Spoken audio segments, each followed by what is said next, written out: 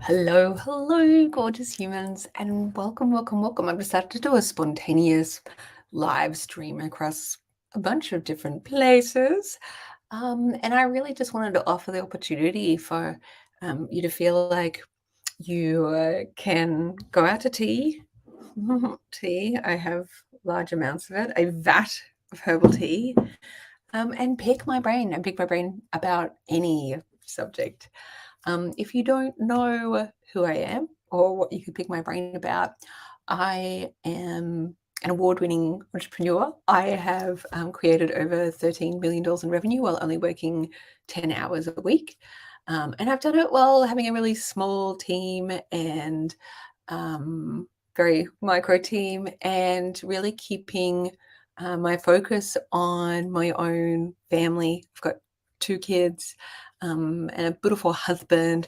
And my commitment is to creating a business that works around them and also works around my personal makeup as well. So I am autistic, I have ADHD, and I have a bunch of physical conditions as well, which means that it's more difficult for me to work full-time hours. So my commitment is always to my family and my mental health and my physical health as well. So I wanted to just offer myself up so that you can ask any questions that you like.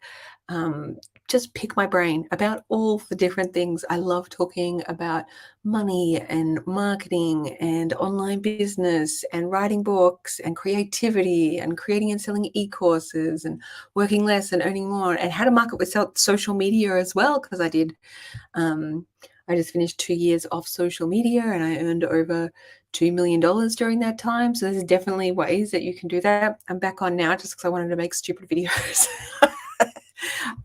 Because we've all got our creative prerogatives and I don't like placing rules on myself. So yeah, please feel free to ask me questions in all the comments and I will answer them as I go along. Hi, Megan from New Jersey. Hi, Ginny. She says, I've self-published 40-day book course here. I'm stuck on the promotions piece. Oh, babes, well, welcome to the club because everyone, every author under the sun gets stuck on the promotions front.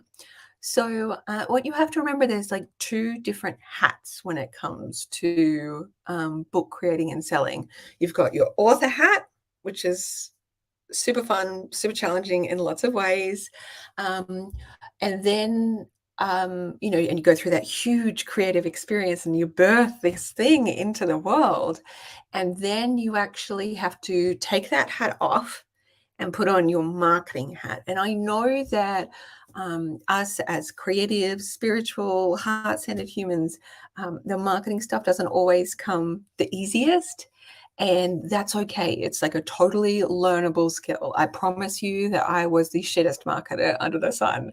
I can tell you just absolutely horror stories of things that I have done before I've learned how to market myself and have good boundaries and all that kind of stuff. But I want you to know it is absolutely a learnable skill. And if I can do it as a very off-center creative, you absolutely can as well. I always tell people, when I was learning to drive, I think that was a really scary experience for everyone involved. And I would be driving home to the farm and my patient mother was beside me. If Bushy, my father, was beside me, it would not have ended well.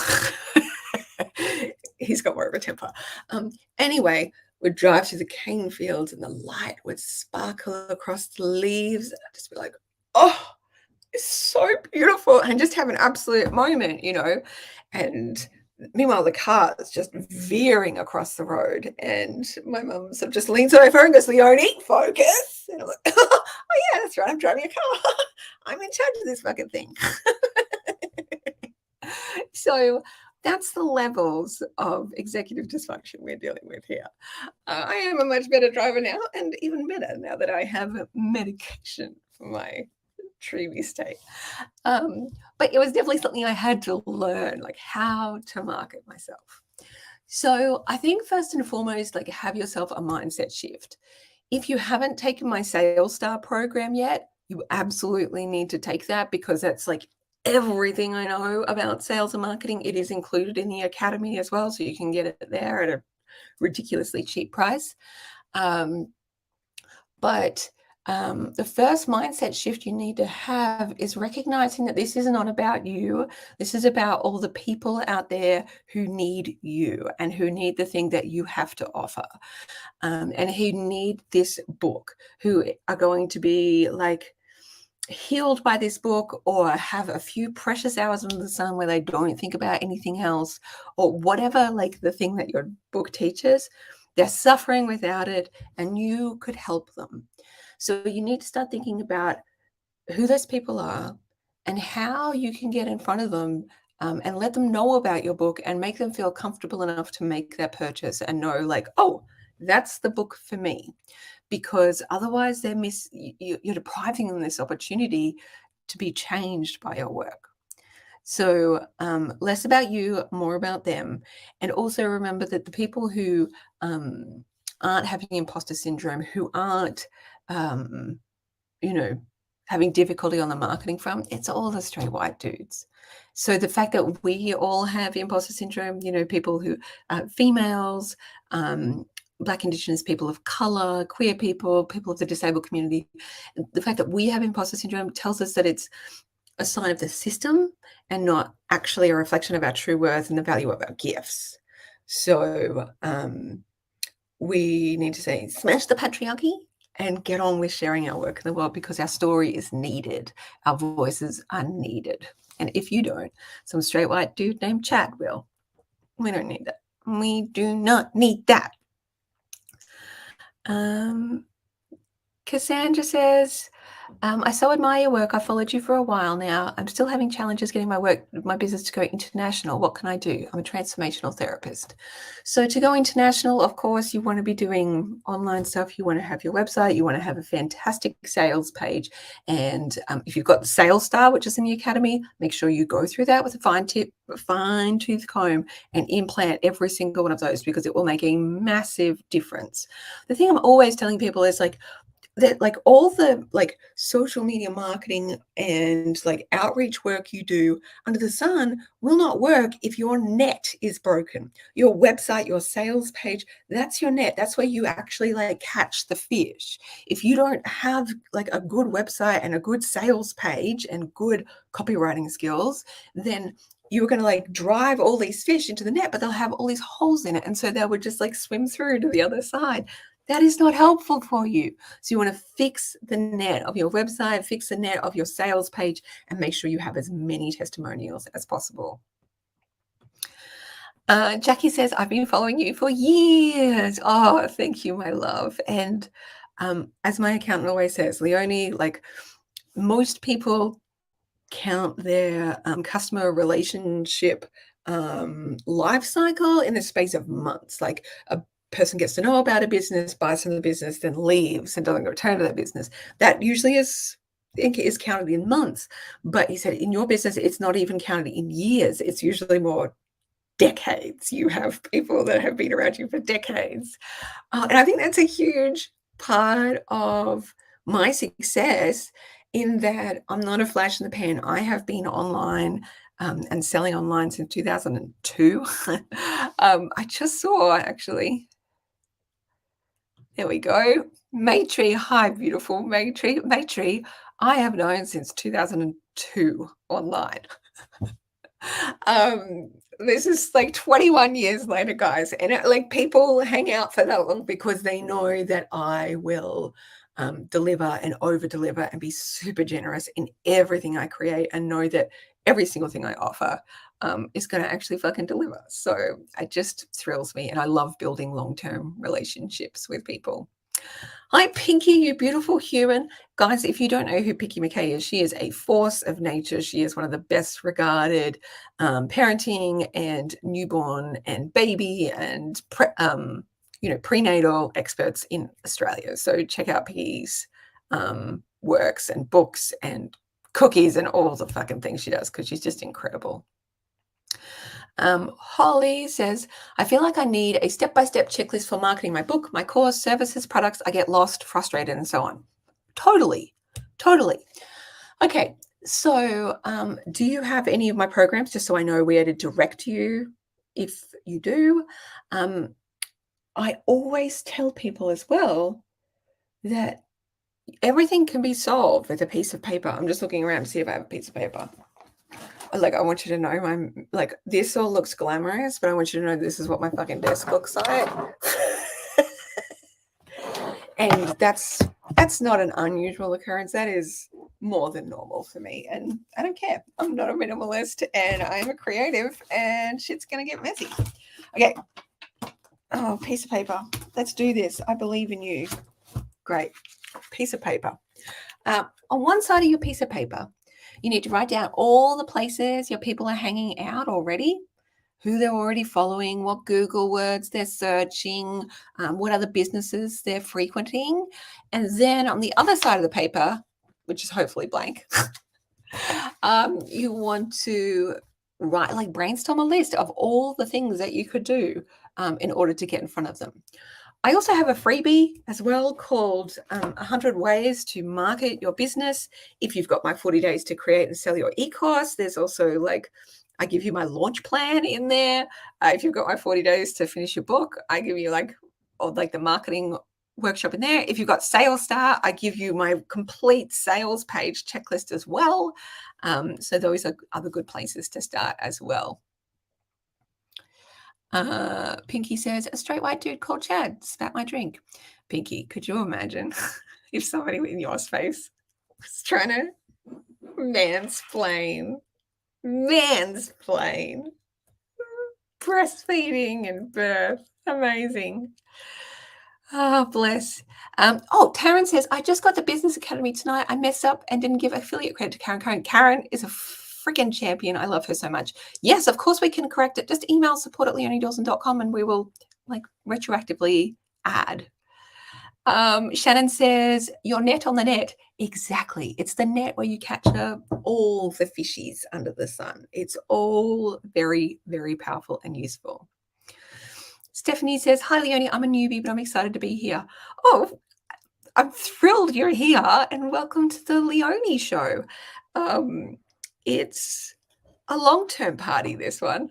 I did a planning workshop here with Tash Corbett on the Sunshine Coast, and a woman stood up and she was just the sweetest human. And she said, Leonie, I want you to know, I came across you 10 plus years ago. And I thought, this chick's a bit much.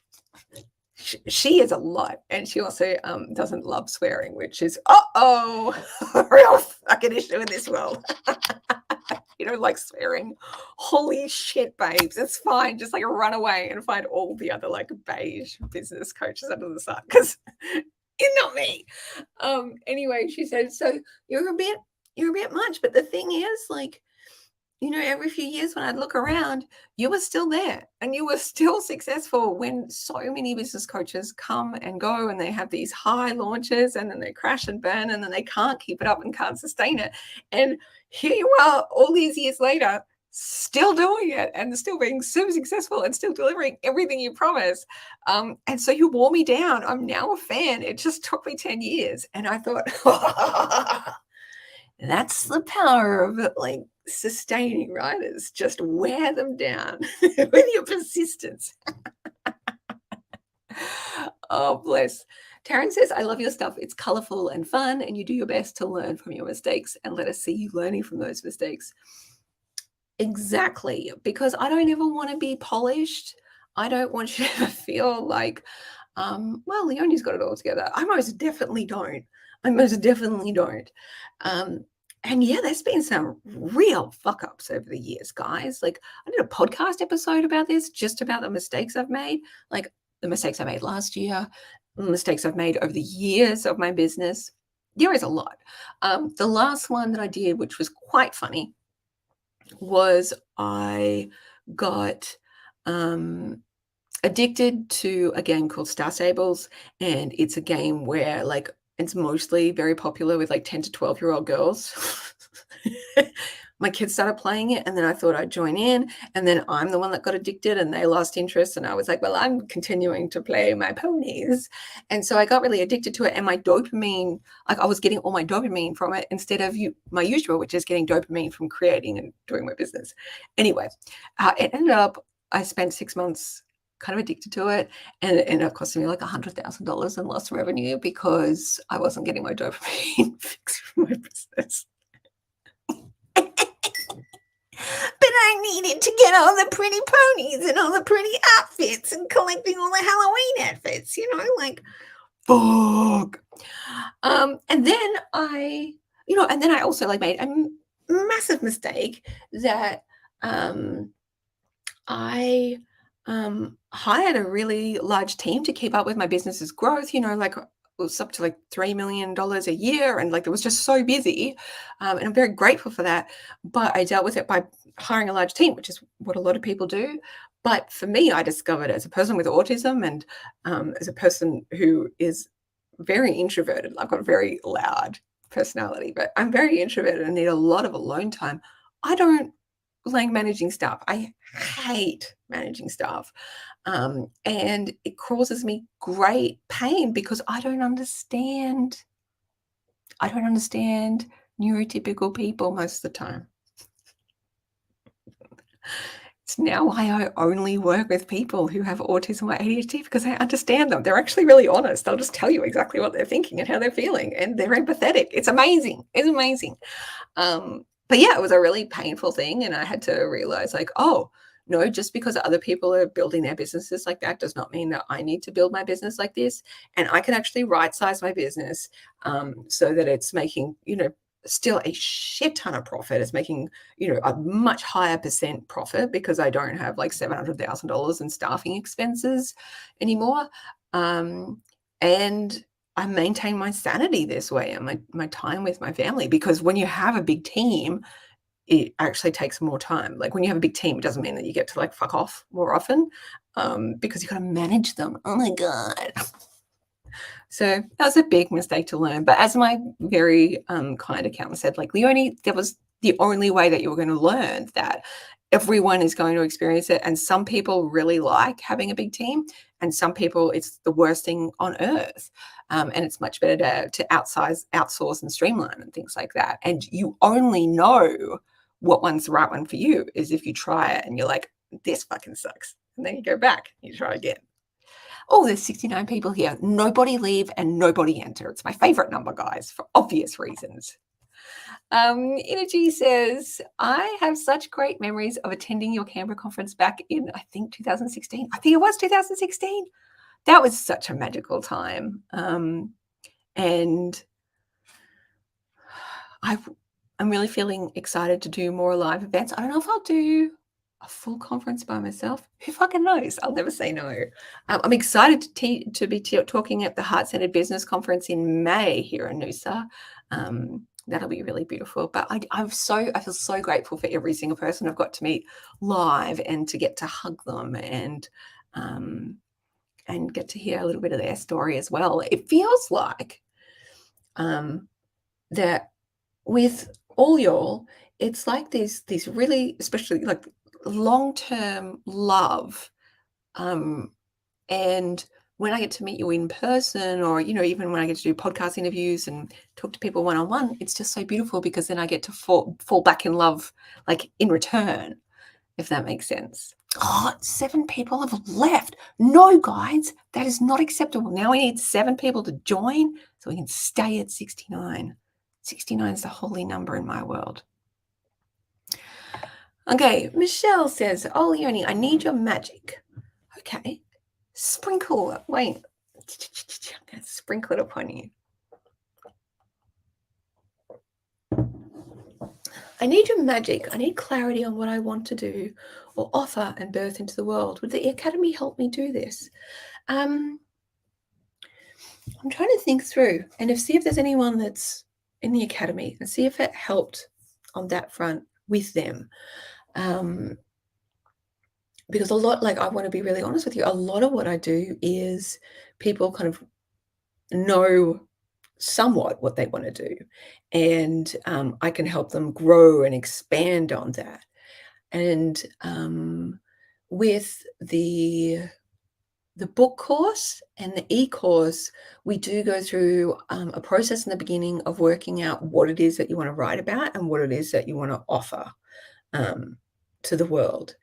So those two things can be helpful if you're thinking about kind of creating in those formats. I'm wondering, like, from a more general level, is it helpful? Let's see if there's any comments that respond to that. Okay. If you're thinking of books or courses, yes, I can help you decipher that. I don't know on the other front, and I just want to be honest on that front. I'm really good at expansion and growth and that way, you know. Okay, Pinky says, I have a course for lactations consultants. It does great, but it's on Thinkific. Should I move to Kajabi at some point? It's all working well, but I've noticed Kajabi does a lot of things that can be combined instead of using a mix of things. For example, emails. We're all sorted for Booby Foods, Shopify, but this is my personal stuff, WordPress, MailChimp, and Thinkific. Okay, here is, you guys know that I do not, what's the right word? I'm blunt as fuck. And I'm incapable of lying. So I want you to know, like, don't. Like, if you're moving because you want to use Kajabi's email, don't, because Kajabi's email fucking sucks. And I am really irritated at them for that experience. And I have let them know that. And anytime somebody asks me, I'm like, yeah, I love Kajabi as a learning membership platform. However, it is not an all-in-one because they fucking suck on the email front. And they deleted like 20,000 of my contacts because they were having email deliverability issues of their own. And so their response was just to like delete a whole bunch of people's contacts without any recourse, and you couldn't back them up, couldn't do shit. And that makes me fucking furious because that is my company's data. And yeah, anyway, it made me really pissed off. And as a Scorpio, I will never forgive them. I remember friends saying to me, you'll fall back in love. I'm like, no, that will always be like a black mark on their record for me. And I don't think like their email situations like improved to the point that you should think about moving off MailChimp or anything like that. So stick with what you've got and keep on expanding from there. That is my honest opinion for you, and I love you.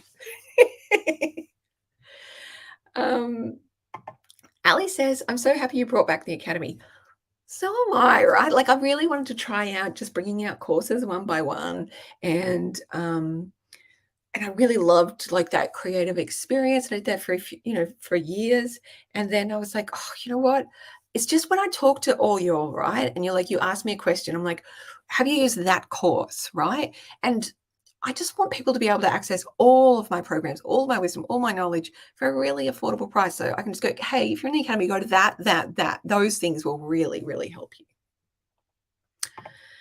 Karen says, hi, gorgeous. Hi, Karen. Your beautiful fairy imagination creation.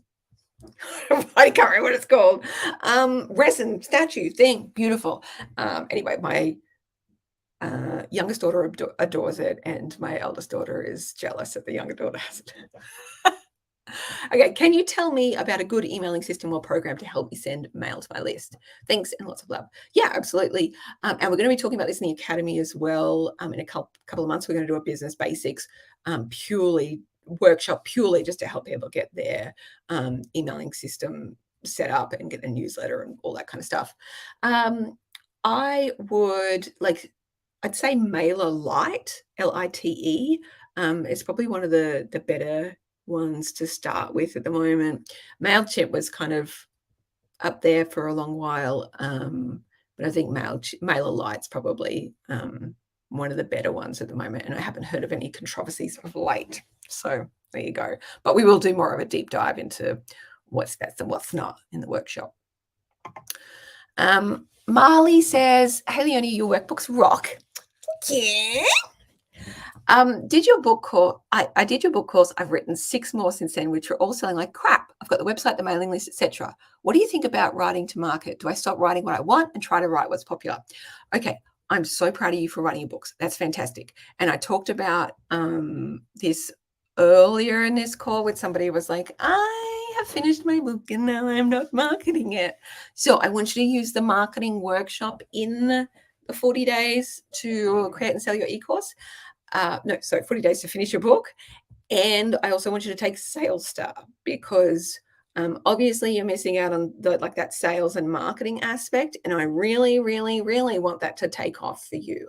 And I want you to set a certain amount of books that you want to have sold in a short period of time before you let yourself buy it, write more books. Okay, we've got to swap hats and go from writer's hat to marketing hat, to go from, here we go, a visual, writer's hat, cool hermit mode, to marketing hat, standing out and loud and proud in the world.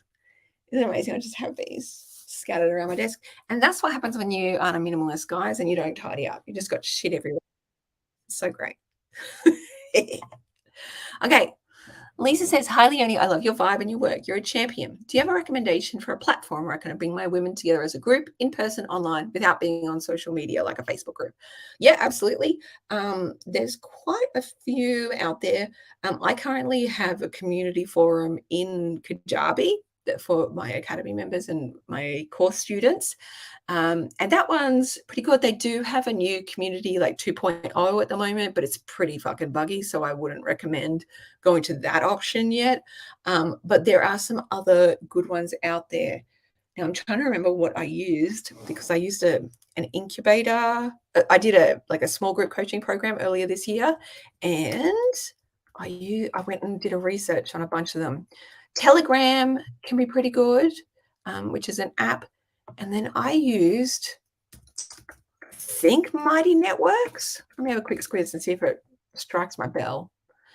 Mighty Networks. And then I think there was one called Circle as well. Have a Google. Yes, there are plenty of forums you can use without social media, and some of them have really, really cool features. Elizabeth says, where can I find your podcast? I just signed up to the Academy. I'm looking forward to diving in. Oh, that's so exciting. Congratulations. There's so much good shit in there. My podcast, you can find it on all the podcast places. If you search for Leonie Dawson Refuses to be Categorized, this bitch will show up. And if you're somebody who really likes very polished, scripted podcasts, you are in the wrong place. Usually my podcasts get recorded when I'm doing school run, and I get my phone and I shove it down my top, and then I talk shit with you for do a score run.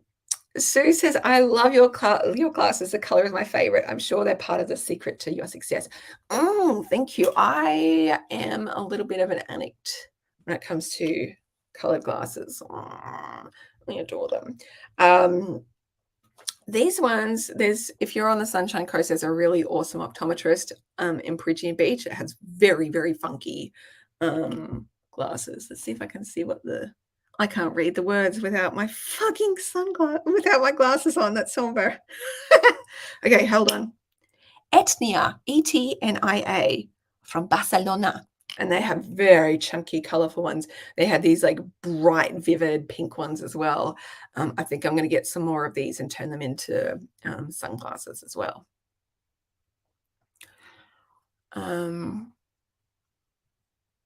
Oh, yeah. Meiji says, you know what I loved and would love to find and read again? Way back when you made a studio in a cool bohemian funky trailer. Oh, my God. That was 2011, I think. And I did try and find those pictures, and I think I hosted it on Photo Bucket or something. So all the pictures are gone now, which is shit. But if you go on Facebook and you search Leonie Dawson, one of those profiles, because there's 3 of them that are mine, is my old Facebook personal profile. And I think in one of the photo albums there was something called Creative Caravan. I think I found some in there. For those who don't know what I'm talking about, for a long time I was running a really successful business without an office or anything like that. And at a certain point I got the shits and I was like, I actually need a fucking desk to sit at. And so a friend of mine was had this busted ass caravan that was like falling apart, like the half the floor was missing, all that kind of shit. And I was like, oh my God, I need it as a like for my office. And she's like, are you sure? Because that's a shit heap. And I was like, I am sure. And at this point, like I was like running down the street to like the nearby park and working up a tree, and then I got stuck up the tree because there was a snake up the tree, and I got anyway. It was all fucking palaver. I just wasn't like giving myself any kind of like comfort at all when it came to work. But whatever, I was earning like multiple six figures. I was such a stingy bitch. Anyway, got this fucking terrible caravan hauled to our backyard, and it just kind of like sat there like on a very steep angle because half the roof had kind of fallen off. I lived in the tropics as well, and this thing was like a fucking boiler. And so I had industrial fans had to sit in front of my face, and like I'd just be pouring with sweat, and I'd look down and I could see the grass through the holes in the caravan. And I remember talking to my mentor Hiraboga at one point, and I was just like, I really want to grow my business to like, I think it was like $300,000 at this point. And she's like, look, I know, but I don't feel like I've got the, the energy or the support to do it. And I was like, and she was like, and describe to me what exactly you're seeing right now. And so I described to her, like, seeing this fucking caravan. And she was like, you know what, Leonie, why don't you rent yourself an office? Just, go wild, rent yourself an office. And so I did. Like I walked over that afternoon to the real estate, and I was like, do you happen to have any like spare offices around that I could rent? And they're like, oh, we've got like this room out the back you can have for $50 a week. And I was like, sold.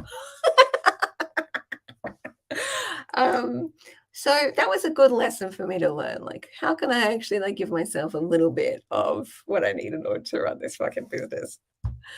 Oh, there we go. Oh, Matri says, I can't remember what you called it. I don't need to read about you riding up a tree with Snake for company. That gave me nightmares for years. Oh, shit. Sorry, I just recounted that story, didn't I? Lisa says, how many do you have in your team, or what do they do? I go into like quite great detail about this in my program, Work Less, Earn More, because everyone's always fascinated by this. So I have 2 part-time assistants. One works about 20 hours a week, and the other works about 5 hours a week. So 5-hour work, 5-hour one, she does all of the customer service emails.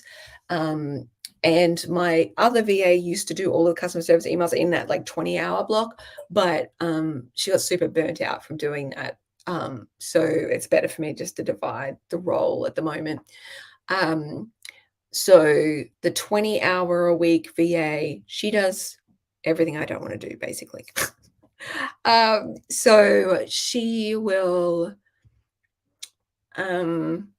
set up all the tech backend for a lot of stuff, help me brainstorm stuff. If I'm running launches, she is doing, like 50% or more of that list. She does all my affiliate management, helps me like write emails and just like schedule all the fucking shit.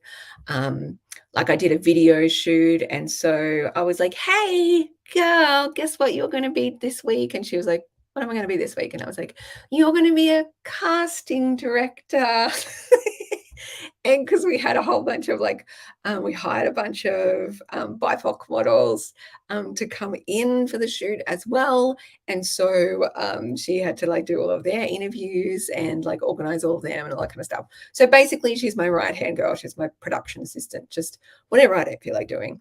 For me, what I focus on doing is I focus on 3 areas. The content, so I create all the free and the paid content.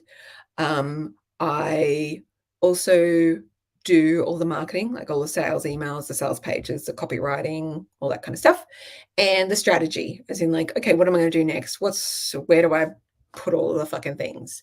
And I don't really spend any time managing staff because I don't like it. Like what I prefer to do instead is hire neurodivergent people who are very self-motivated and will just get shit done and don't actually like being managed. I'm just like, that's the job. Go do that thing. And they're like, okay, I will go do that thing. And they do that thing. And I say, good work. It's so fucking simple, guys. I've solved it. I've solved it. Okay. Yolanda says, hello, gorgeous. You're doing another brain picking. I love it. I might have asked you this somewhere else. Do you know any hearts in a business who are growing a bigger team and love it? I'm wanting to connect and network with more of them.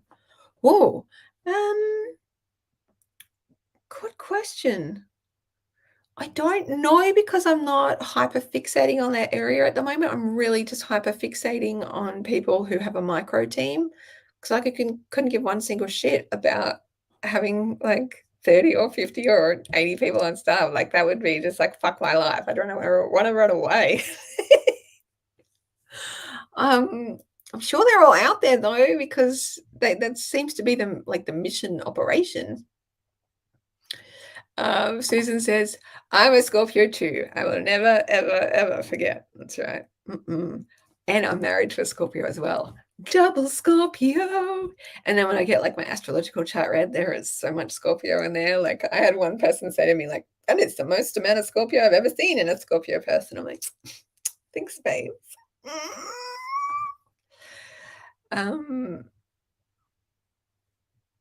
Okay, Pinky says, I'm married to a Scorpio. Yes. Is that what's happened when they hold grudges? Yeah. Thank you for the truth bomb about Kajabi's email. I'll stay where I am. Saves a crop load of stuffing around. Thanks. You know what? Like my email software at the moment is Active Campaign. Do I love them? Not really. I think they're like overcomplicated and overpriced, and they're just about to raise their prices even more, just to a point that I think is pretty unreasonable. But I'm not going to move because the amount of time and energy it's going to take to like reset up all my sequences and forms again is just not worth it to me at this point in time. Like they'll have to piss me off more before I move. So I'm just focused on like, okay, how can I like absolutely suck the most amount of money out of this situation? How can I make the most amount of money? Abigail says, I and up dollar hashtag. No, I'm just kidding. I fucking love what a real human you are. You know what I always find very weird, right? When people meet me in person, they're like, oh my God, you're exactly who you are online. And I'm like, who the fuck else would I be? Like, who the it would not even occur to me. It would not even occur to me. I remember my boss, actually, my old cubicle boss, Lily, she's still one of my best mates. And we went to Melbourne and we met a whole bunch of like friends that I knew online. And one of them was very blunt, and I love bluntness. And she said, Leonie, like online, you're a bit much. And I thought, surely she's not going to be like this in person. And then my boss pipes in and she's like, I have sat next to Leonie for 7 years now, and this does not stop.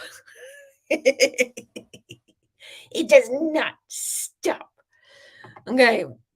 Michelle says, I lost my shop in the flood last year. The academy started back just in time for me to rebrand and start again. Oh my goodness, my love. I'm so sorry you went through that. Are you in Gympie? Which flooding area? There seems to be a lot. And then of course Noosa had their big floods as well. I'm sorry, that would just be such a huge experience and very grief, like so much grief and loss tied up in that. And so much to get going. So I'm really grateful that the Academy has been able to support you during that, my love. Okay, Amanda says, will your business academy have resources that will be useful for someone doing digital marketing, affiliate marketing mainly? Yes, absolutely. I would recommend starting with the Sales Star program because that will make an absolutely massive difference to your bottom line. Julianne says, MailerLite is far superior to MailChimp for sure. Agree. And Melissa says, I love Flowdesk for a great starting point for an email system. Yes, I do keep hearing about Flowdesk. Let me do some more research on them as well. I have to do all the research on all the beginner ones. Guys, when I was just starting out in the olden days, the top email marketing software back then was Aweber. And then, like, the premium one was Infusionsoft. Also horrific. So I just love that there's so much cooler, better, like, software programs out now. Karen says, I call them fairy door scenes. Thank you. Oh, that's beautiful. And Do you sell them on Etsy or whatever? Share the link below, my love. Okay, Abigail says, no one's buying my thing. Sorry, I should have said only a few people are buying. I want more. What can I do to convert the people I have? Okay, so one, fantastic. You've got a thing to offer. That's amazing. That is progress. Yes, we celebrate every single part of progress, right? Two, you have had a few people buy. Fucking amazing. It shows that there's a market for it. Third, you're clearly leaving money on the table, and that's amazing because now you're like, okay, I'm going to be making so much more money when I fix this fucking net. How do you fix the fucking net? It sounds like it's a sales page issue. It sounds like a way that you're presenting the thing is not connecting for people to actually buy. And so that's where you really, really, really need to improve your sales page, your photos, your benefits, all the things. So if you're in the academy, go use SalesStar because I want you to make more money. And SalesStar teaches you how to sell. It teaches you how to write copy so that people will just be like, shut up and take my fucking money. It shows you how to build that know, like, and trust factor with people so that, they can get the thing that you're offering. Okay, Sarah says, Sarah from Rock Your Goals, you are so beautiful. She says, love the background. Question for you. If you could do only one thing to grow your business right now, what would it be? Thank you so much. I want to talk about this background because I'm really excited about it. I bought it from Anyvoo, Anyvoo. They're an American company, and they come on this. Here, I'll see if I can show you. They come on a stand, but it all folds down into like a pretty tiny little package, and it comes on a stand. And this is fabric, and there's just like this metal frame around the outside, and it hangs up the top. Super cool. They have designs, but I just made this on Procreate on my iPad because I wanted something fucking rainbow, of course. It's double-sided, so I've got like these kind of like blue, more soft kind of colored one. Obviously, I haven't used that for any fucking webinar because why would I?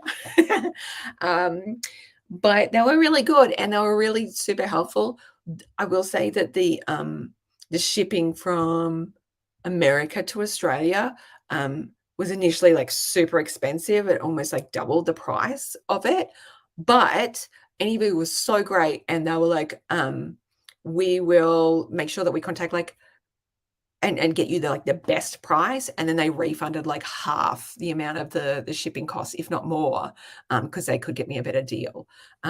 So yeah, they were fucking great to deal with. So love them. Now, in terms of your question, if you could only do one thing to grow your business right now, what would it be? I'm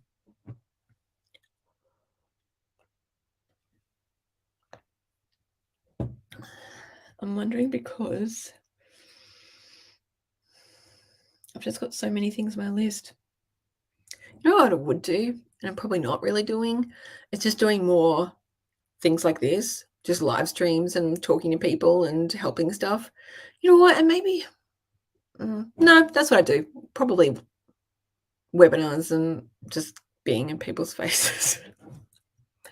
But that's not saying that that's what everyone should do. I just think that's like the weak spot in my business, maybe. Was it maybe? No, I don't know. I'm fucking terrible at knowing these things. You're welcome. I was so much more helpful about the background. Nah. Karen says, Karen Cohn had a list of what's planned for the next year in the academy. How do we get that? Oh, guys, if you have not seen this, prepare to shit your pants because I am so excited. So we now have a learning calendar for the rest of the year with all of the activities that are happening every single month, including every single month you get a new business basics workshop, a live round of an existing program like SalesStar or 40 Days to Create and Sell Your e-course or whatever. We have a guest expert coming in for a training. We have a live coaching call with me, and we also have a new business like template / planner / printable / done for you content, and that all comes out every single month. So if you go onto leoniedawson.com /academy, hang on, wait, I think I'm gonna be a fancy fucking bitch. Wait. I'm a fancy fucking bitch. Look what I just made, guys. Look what I just made. I'm so excited. If you go there, oh god, I'm so posh. You can see it. You'll have to scroll down a shit ton because my sales page is long, because I've just got so much shit in the academy. I've got like $5,000 worth of fucking programs and coaching and resources and checklists and templates in there for under $100. Under $100. This is insane. And we've only got like, I think, less than 3 days left. Maybe, I don't know. I can't remember. It's about that. Anyway, if you go there, you'll be able to see it. And if you're already in the academy, if you go to the Brilliant Biz and Life Academy section in the membership, there is a module in there with the calendar of the year. And I just wanted to know as well, we also have, we are in the midst of a membership site redesign. We're staying on Kajabi, but we're going to just make it that much easier for you to find the calendar and all of the upcoming events and stuff like that. So it's gonna be fucking beautiful. Leah says, my one question about the academy is how members will be able to connect and build community. First and foremost, we do monthly group coaching calls that are a little bit like this, except you can see everybody's faces and everyone kind of chats to each other as well. Those I always highly recommend, because the amount of people that find their new best friends and new joint venture partners, their new VA, like all those kinds of things is in those. And we just have so much fucking fun. You laugh and you learn, and it's just solid gold. People find accountability buddies, all that kind of stuff. We do also have a Kajabi forum, like a text forum, where people do connect with each other as well. It is like less, it's not like wildly super active, but people definitely do find each other in there. And then they use the monthly group coaching calls to, like, they'll be like, oh, I'll talk to you in the forum or whatever. And then they can find each other and connect in the best ways through there. And then increasingly as well, I have a Facebook group that's got like 16,000 members in it already. And so we're going to start doing some more things in there to build community as well, and for people to be able to work through courses and stuff. So in a few places, but it's a really beautiful community. And I love the amount of people who found their best friends and their new business partners and everything through my work. I'm very, very lucky. Sarah says, welcome to Leonie land, Elizabeth. There's so much magic in the academy and Leonie's community. Oh, sweetheart, thank you so much. I'm so grateful. The Unpopular Mum says, hi, Leonie. I might look familiar. It's Marcy. I had the pleasure of interviewing you a few weeks ago. Of course I remember you, Marcy. You're absolutely beautiful human. It was such a joy to be on, such a joy to talk to you. Shantini says, this may be a super big question. All of the questions are good, babes. Like, I don't want anyone to feel like, is this too much, or is this too personal, or is this too off center, or will Leonie not want to answer this? Fucking ask me. I'm an open book and I like to talk a lot of shit. I hope it's okay to ask. If you were to start your business again today, what would you do differently? You know what? And I'm not blowing smoke, and I'm not trying to like make this sound in a marketing kind of way, but genuinely, if I had invested in learning about business and marketing sooner, my business would have taken off that much sooner. I kind of just spent a few years there just fucking around and trying out different things without actually learning from people who'd already done it. And it was only in like 2000 I started my blog. I started selling online in 2002. I started writing my blog 2004. And then I think I bought my first business program from somebody in like 2008, maybe 2007. And that was just a massive turning point for me. Like, I just made so much more money from it.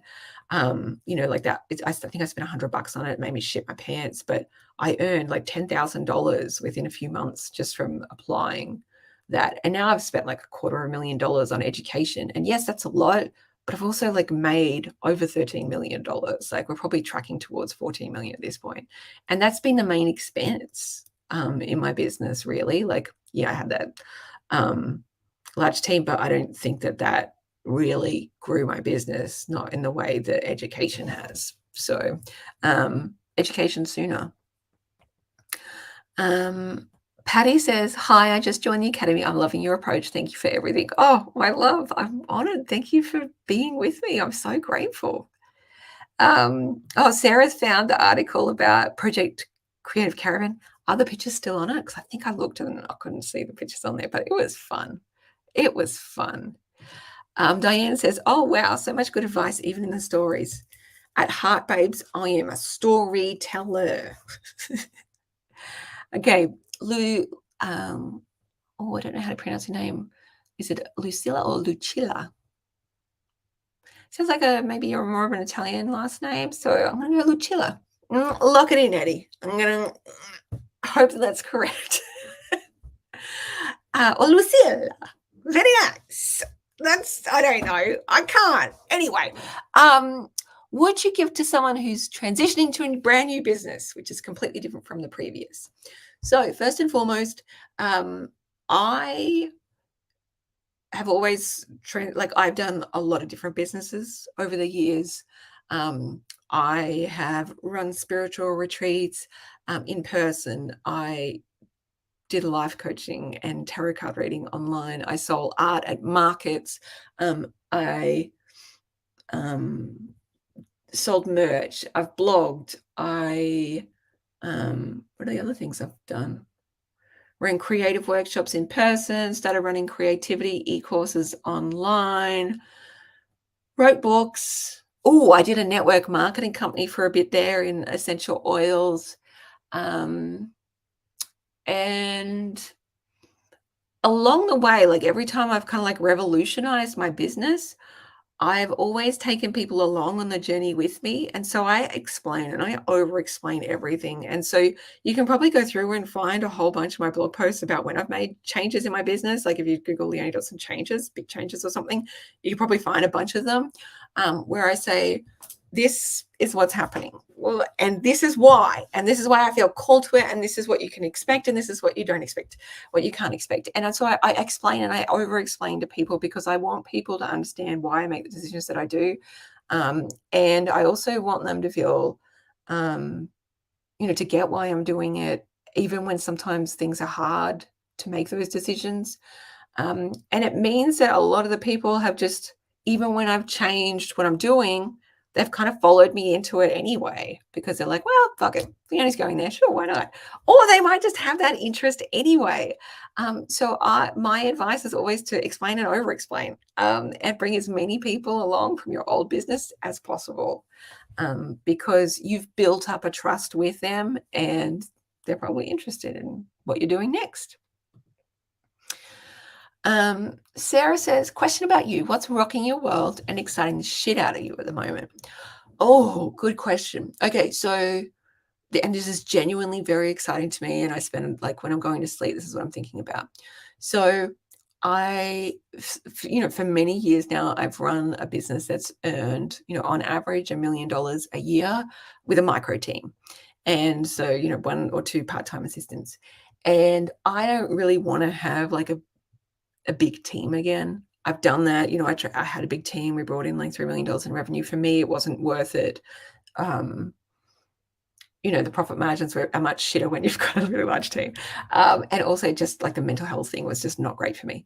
So now I am really excited to see how far I can grow my business while still maintaining a micro team and still staying very true to my how I want to work and not how other people are doing it. I think there's quite a few people that have built, $1 million businesses with no assistants or one or two assistants. But there's not as many people who've gone further than that. I haven't been able to find much evidence of it. So I'd like to kind of just break that 4-minute mile of whatever the fuck that's called. Some kind of sporting analogy, guys. And I want to see how big I can grow it, not through hiring more people, but through kind of like almost like holographic expansion through sharing my work in the widest way possible. So that's really exciting to me.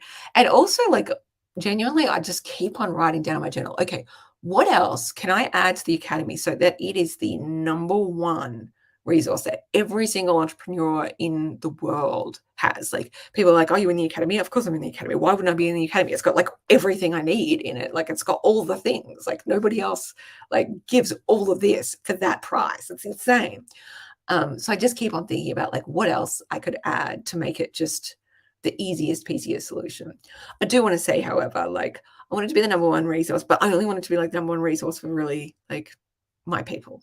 You know what I mean? Like the people who like swearing, who like creativity, who like unicorns. If they're here for like people like that are blow dried and beige and never say anything political at all, you're in the fucking wrong place because I'm an enormous fucking lefty and I'm always going to believe in human rights and I'm always going to say shit and I'm, like I'm gender non-conforming and I'm autistic and I'm not going to play the fucking beige game. And I want to be really clear in that. So I want to be like the number one for that niche. I don't want like all the dudes. I don't. Please, I don't really want men to find out about me. I don't need people who think Trump is great to find me. That's my red velvet rope, okay? Okay, because I want to enjoy my business and really hang out with really cool people like you guys.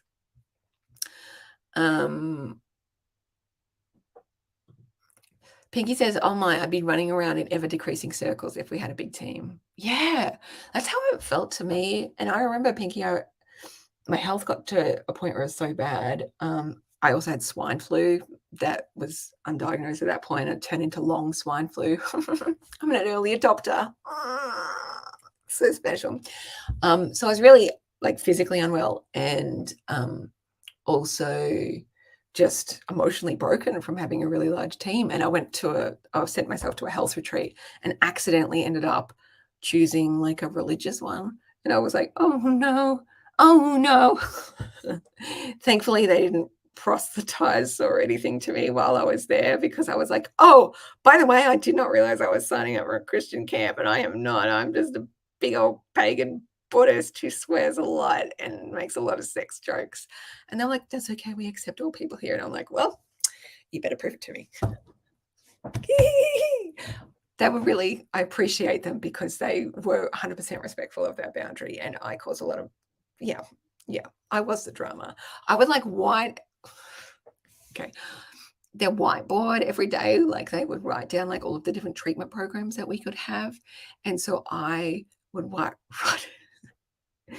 and I would rename them to be very sexually kind of suggestive things. Like you could go to the sauna, but I'd wipe that out and say you could marinate in the hot wet box. They just accept it. And then they go, oh, Leonie. Oh. Honestly, I just cause mayhem wherever I go, guys. I just can't help it. I can't. Anyway, the moral of this story, and there is one, is that like I was just so fucked up from the whole experience. And there was a really beautiful man. It was just like a soul connection because, he was like kind of my dad's age and he was an accountant and he was kind of broken in his own ways and I was kind of broken my own ways and we could kind of heal each other just through this interaction we had for 5 days. And he said to me, well, like Leonie, like as an accountant, like, what do you want to do with your business? And I said, at this point, I want to run away because it's not fun anymore. Like I've got all these people and it's caused all this drama and I don't love it anymore.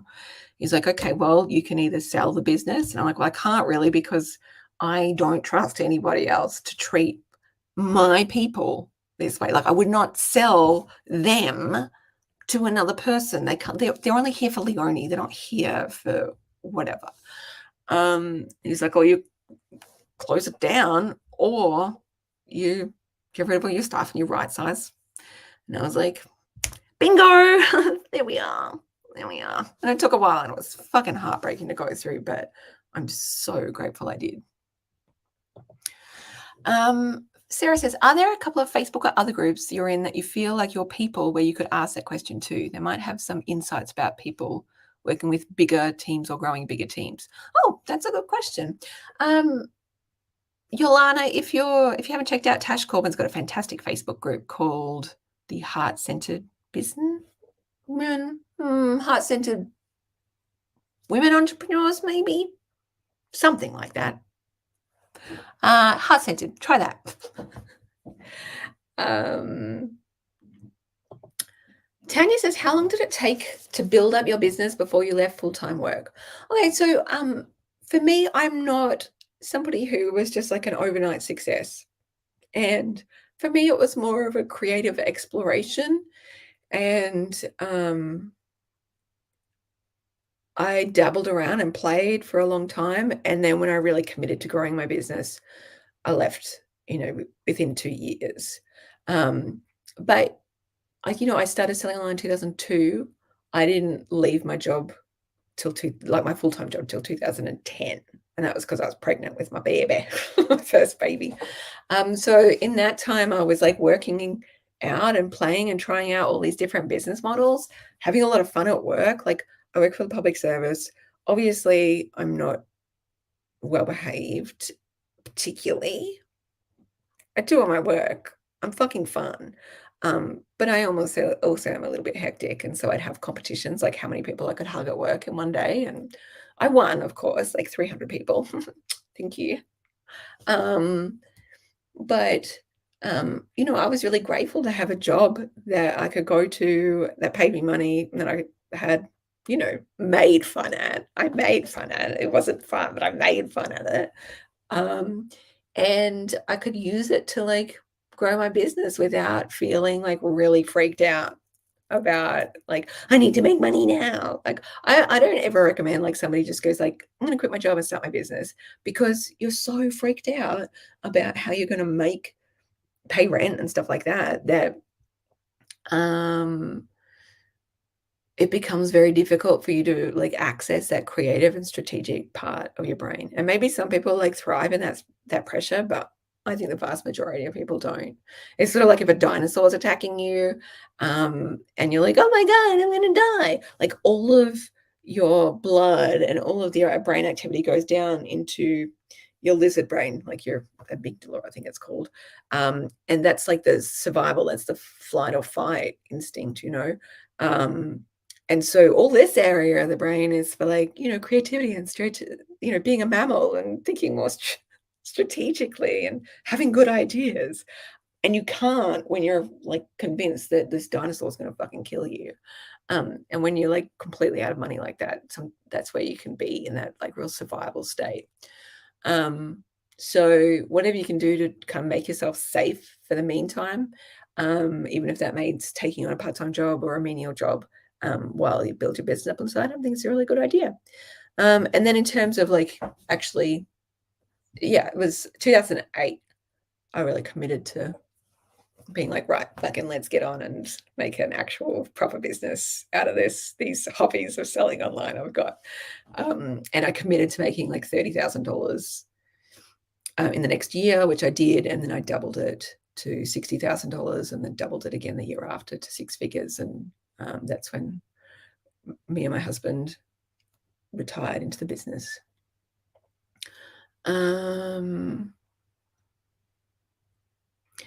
Gay says, hi, Leonie, I just bought the Academy yesterday. I'm looking forward to getting into it. Yay! I'm so excited for you. And there's just so much in there. Okay, Carol says, is your business only Life Academy for someone who wants to start a business but has no fucking clue? Sorry, I've got a hair in my mouth. It's like the worst fucking feeling. I'm just so glad that I'm not like on camera with like people watching from all around the world or anything. God, that'd be super embarrassing, right? Okay. Has no fucking clue. And with you in Australia, someone's in the US, does your business advice with money and taxes and all that shit translate? Yeah, it does. So the vast majority of my clients are in America and they always have been. So Australia is actually one of my smaller markets. I actually sell more in Europe than I do in Australia. For whatever reason, it's just always been like that. The Americans just can't get enough of me. What can I say? What can I say? So yes, it's definitely all applicable.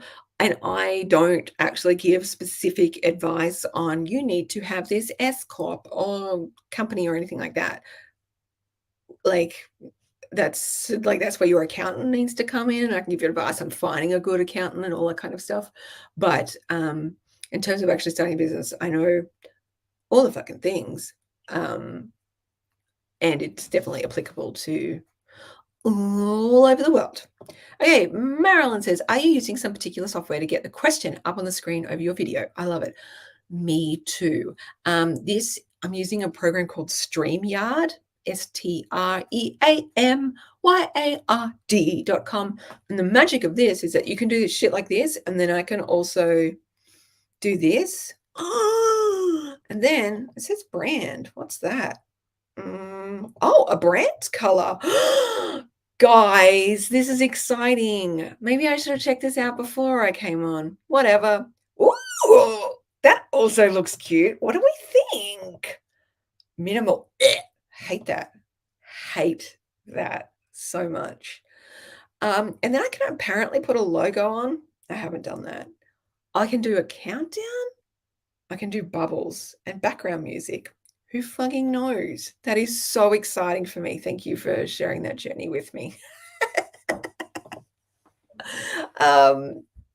Yeah, StreamYard. And the really cool thing about StreamYard is that you can post in, like, you can stream to multiple locations all at the same time. So this is going to my YouTube channel, my Facebook public profile, and my Facebook group as well. And it correlates all of the comments, so I can see everyone's comments from every single platform coming up. And then I can feature comments by clicking on it to come up on the screen so you guys know what I am talking about. Okay.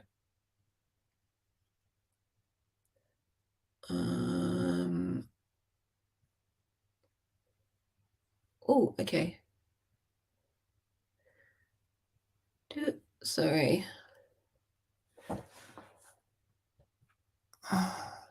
What was the name of the background company? Anyvoo, ANYVOO.com. Gay says, I have accounts with MailerLite. I find it an easier program to use. Be aware they have policies against affiliate marketing. Other business owners have had their accounts closed without warning and lost everything. I'm trying SendFox right now, but I have a very small list right now. Yeah, I saw some other company that just did something similar. So if you're affiliate only marketer, you need to be more careful. And if you're in network marketing as well, you have to be pretty careful. Kathy says, you're making it so hard not to join. Will there be live coaching calls? Of course there will be. And they're the best. This hair is... Oh my God.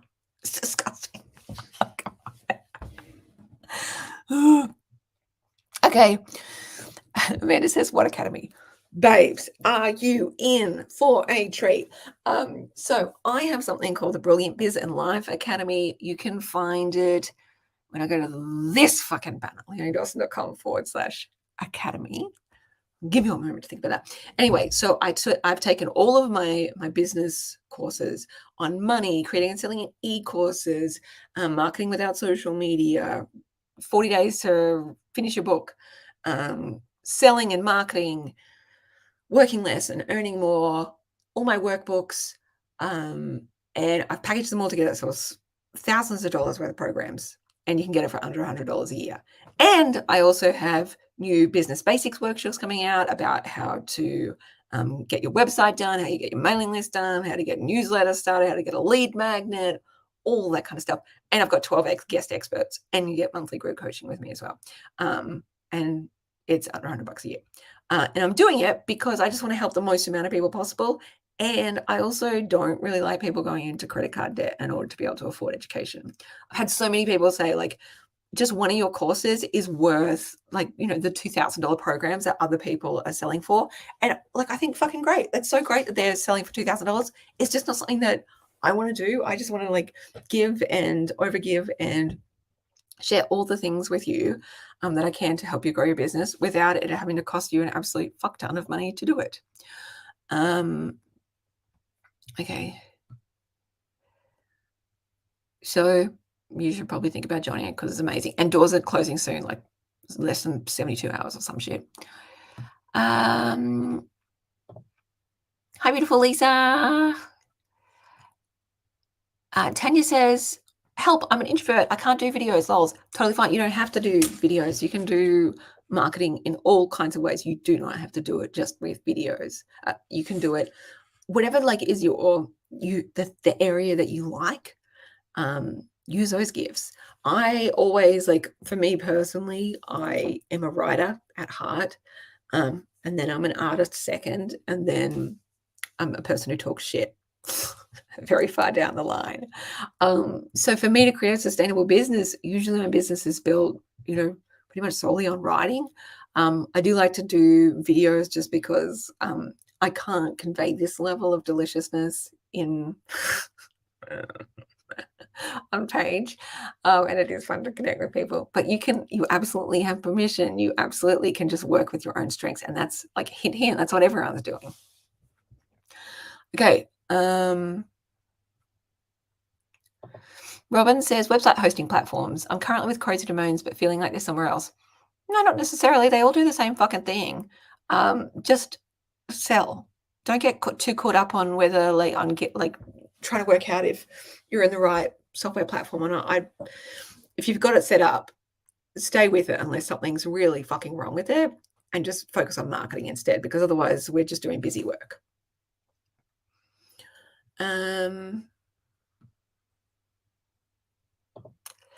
The Marcy says, how did you build your academy to the level it is now? Over many years. So I started the academy originally in 2010, which, would you believe it, guys, is 13 fucking years ago. I did it when my daughter was a baby, and she's a whole ass fucking teenager now, guys. She's just turned 13, and she's just the most beautiful human, honestly. In some ways, like, I wish, like, I don't share my kids on social media or anywhere on the internet anymore. I wish I could, though, because they're just fucking delicious and so beautiful and funny and gorgeous, and they're scrumptious. Anyway, so I started the academy, and I think I started it with like 100, maybe less than 100 people, which is super cool. And I think I only had like a couple of programs in it. And then over all of the years, I've built more and more programs, and I keep on adding to it. And I don't even know the amount of launches I've done for the academy now. Like, it would have to be 20, 30 more. So it's just over fucking time. And also, like, just like delivering and over delivering, because for me, historically with the academy, at least 80% of people, if they've bought the academy, then they renew the next year, which is absolutely massive in a membership site. It is so ridiculously above standard. Like, usually you're looking at like a 7 to 10% people who renew, and that's if you're succeeding, right? I got 80%, and that's because people know that I deliver, I over deliver. And I'm always adding more good shit to help people. So, for example, this week I've just announced the academy members, like, oh, hey, by the way, you're getting all the things that you signed up for. Plus, I'm adding in 12 new business basics workshops. I'm adding in 12 new guest expert trainings and 12 new business template spreadsheets, done for you content and stuff like that. The amount of emails I got back from academy members just going, fucking hell, Leonie, like, this is amazing. And like, I just get to cancel even more of my other subscriptions now because you're making it all just in the one spot. And I love that, because it means that they'll just never be without it. I've had people say to me, like, Leonie, when you paused and took a hiatus from the academy, I genuinely felt like I was a two-legged stool, because I didn't have the academy to support me with my business growth. And people are just so relieved when I brought it back. They're like, oh, thank fuck, now I can carry on. And that's what I wanted to be. I just wanted to be like this essential resource and support that's just a no-brainer for people. Bridget says, I'm going to get the academy. I have a few courses, more will be great. Babes, you will not be sorry. The amount of new stuff that is coming out is beyond.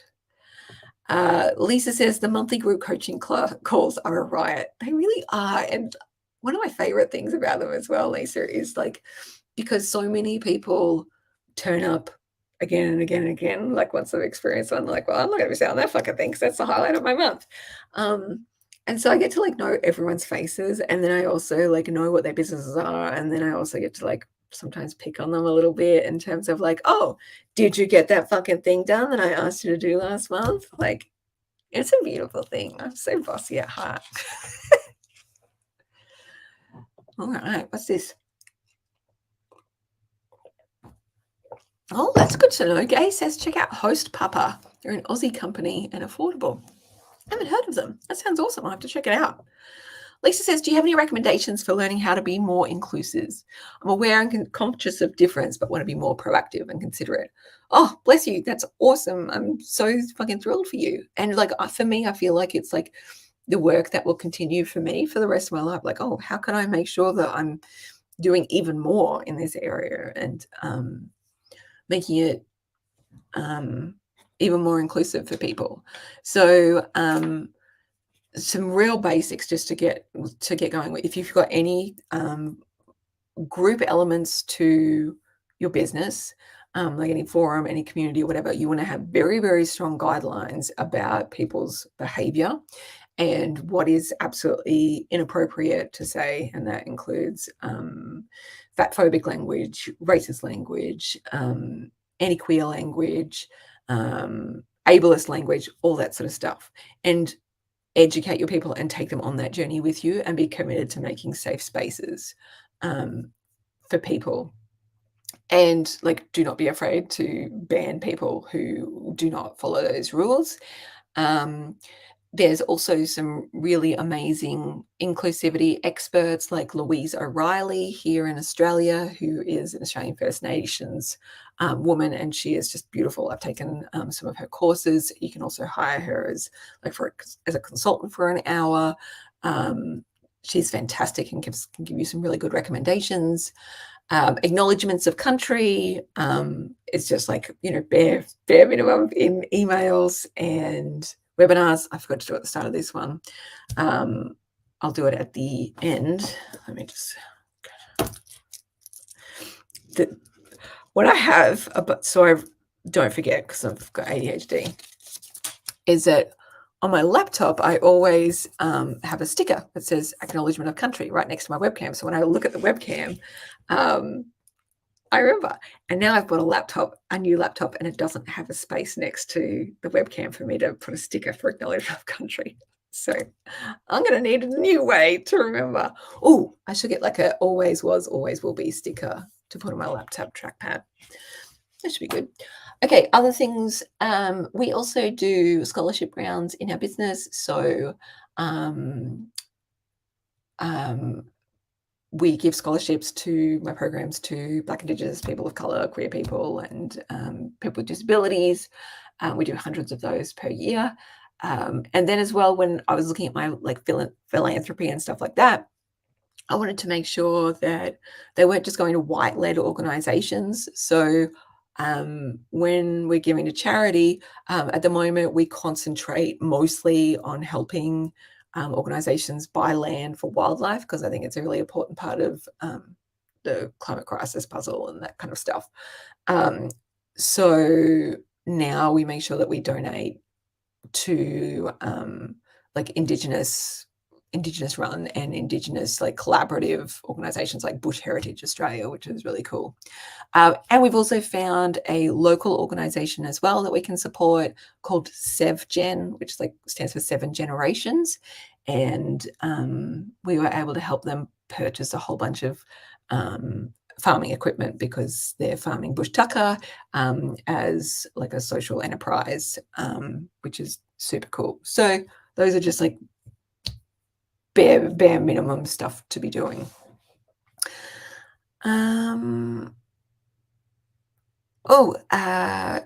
Grief Support Services Global says, I just joined today. How often are these Pick My Brain sessions? The ones that in the academy, you get them every single month. I do them religiously. These are just whenever I happen to do them and feel like doing them. So, and in terms of how long these sessions last, I'm probably just going to hang out here for as long as my throat can stand it.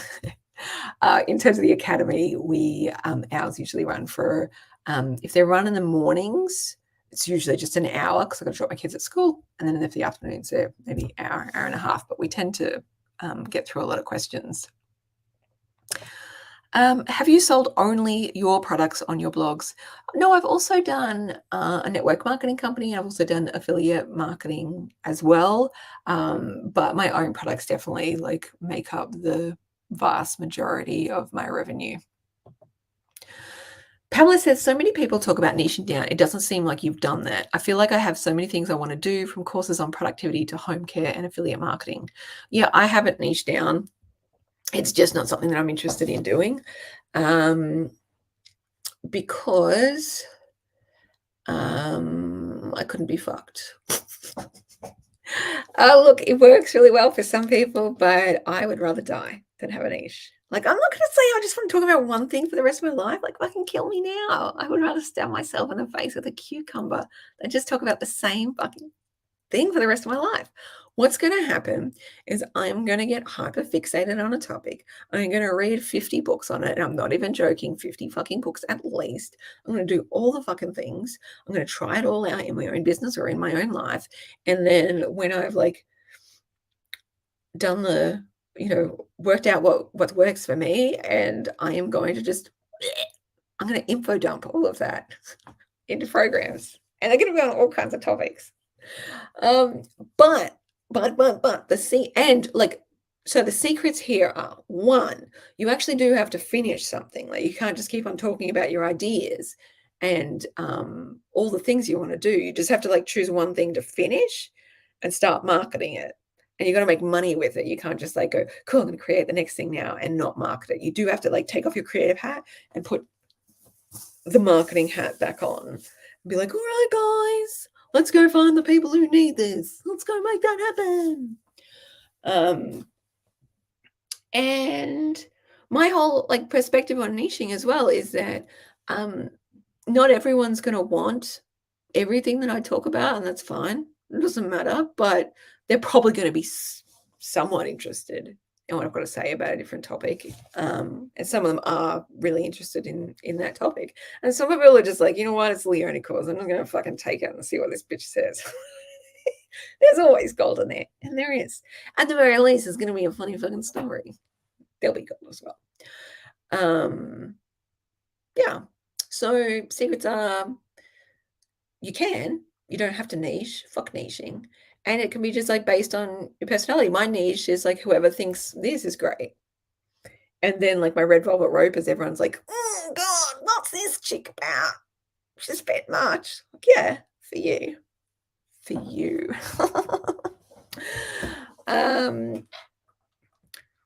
Should you run separate businesses? Not like, unless you are running something with such divergent target markets that they will never meet in the middle. I don't think so, but share details of what the separate businesses are, because there's usually a fair bit of crossover. Why is there so many big launches right now? What is it about this time of year, or just coincidence? A little of both. I'm like, fuck, kind of chosen. What? How did that go? No, there.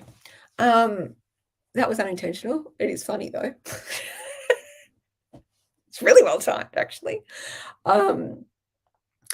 What is it about this time of year? Okay, I think part of it is it's still kind of New Year energy, but people are actually back at work. Sometimes bigger courses, like bigger programs, can be a bit harder to sell. So Christmas can be a little bit of a because people are obviously busy in holiday mode. January, sometimes people are still on holidays in January. June, July, August can be slow months in America whenever your fucking summer holidays are. And so like I would say like March and September are probably like bigger months for launches. I tend to kind of ignore most of that anyway and just do it whenever the fuck I want. But there's definitely like a ton of launches at the moment.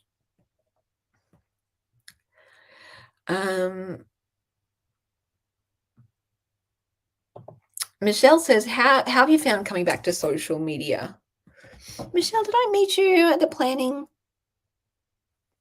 workshop? Kind of familiar. I like your earrings. I like the whole setup you've got going on, darling. Do I get distracted by what others are doing? Oh, yes. However, I do have fairly strict rules for myself. So I don't keep social media apps on my phone. I'm limiting like the amount of scroll. I'm not really here to research what anybody else is doing. I'm just here to batch create content and get my assistant to schedule it, and sometimes I'll just do it myself. Like last night's terrible cooking video where I joked about getting explosive diarrhea because I was just adding every single vegetable and thing that I found in my fridge into an enormous soup. I call it eternal soup. You just keep pouring shit in there. You're like, oh, some roast chicken there. Let's chuck that in too. See how it tastes. Actually ended up being quite delicious. And knock on wood, but I have not had explosive diarrhea yet. Anyway, I think like cool, fun, whatever, if you're going to use social media, but you need to use it so super intentionally to make sure that it doesn't fuck up and you fuck up your mindset and take all of your time. Okay. Kathy says, I'm not going to play the beige game. I will say, however, I'm disappointed in my today's outfit. It's a little too Gwyneth Paltrow. No, this is too colourful for Gwyneth Paltrow.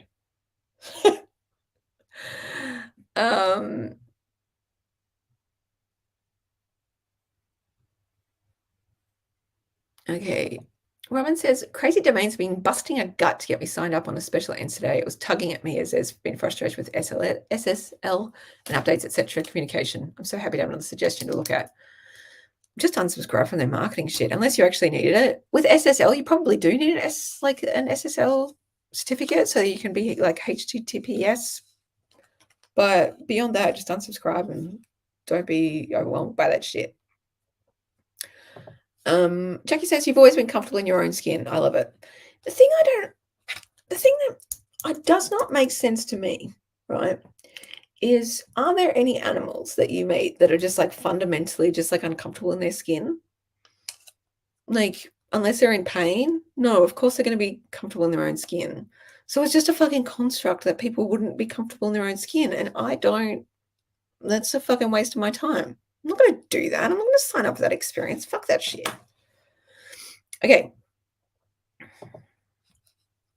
Energy says, you have got me to take my head out of my ass to stop myself from getting too serious, which I have a tendency to do. Damn, my Capricorn rising. Look, harness that Capricorn rising and just crack on and get some shit done, but not with being too serious. Sarah says, I can be quite introverted too. I found that starting with pre-recorded videos rather than live videos was a good way to get started. I also find if I pretend I'm talking to one particular person, like a dear friend or a dream client, it shifts the energy and makes it easier. You're so wise. That's beautiful.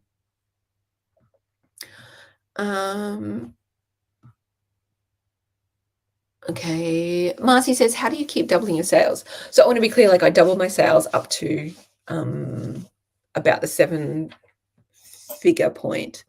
And so I haven't been doubling my sales in recent years, but I haven't really been pushing for that.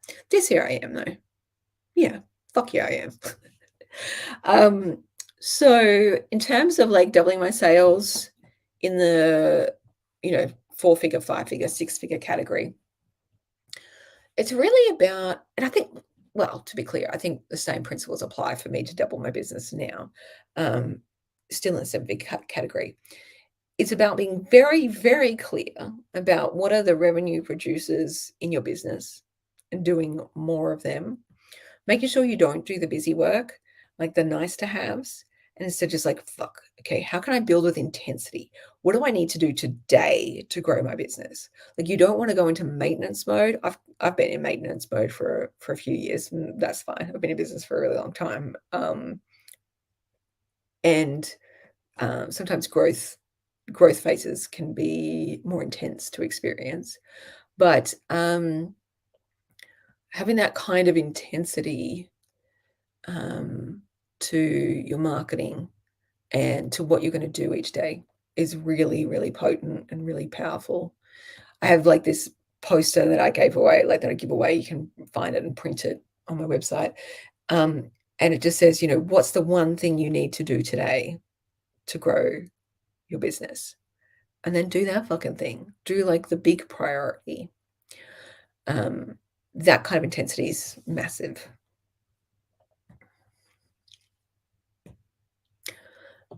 Sarah is out here doing the Lord and the Goddess's work. and telling everyone about the academy. Okay.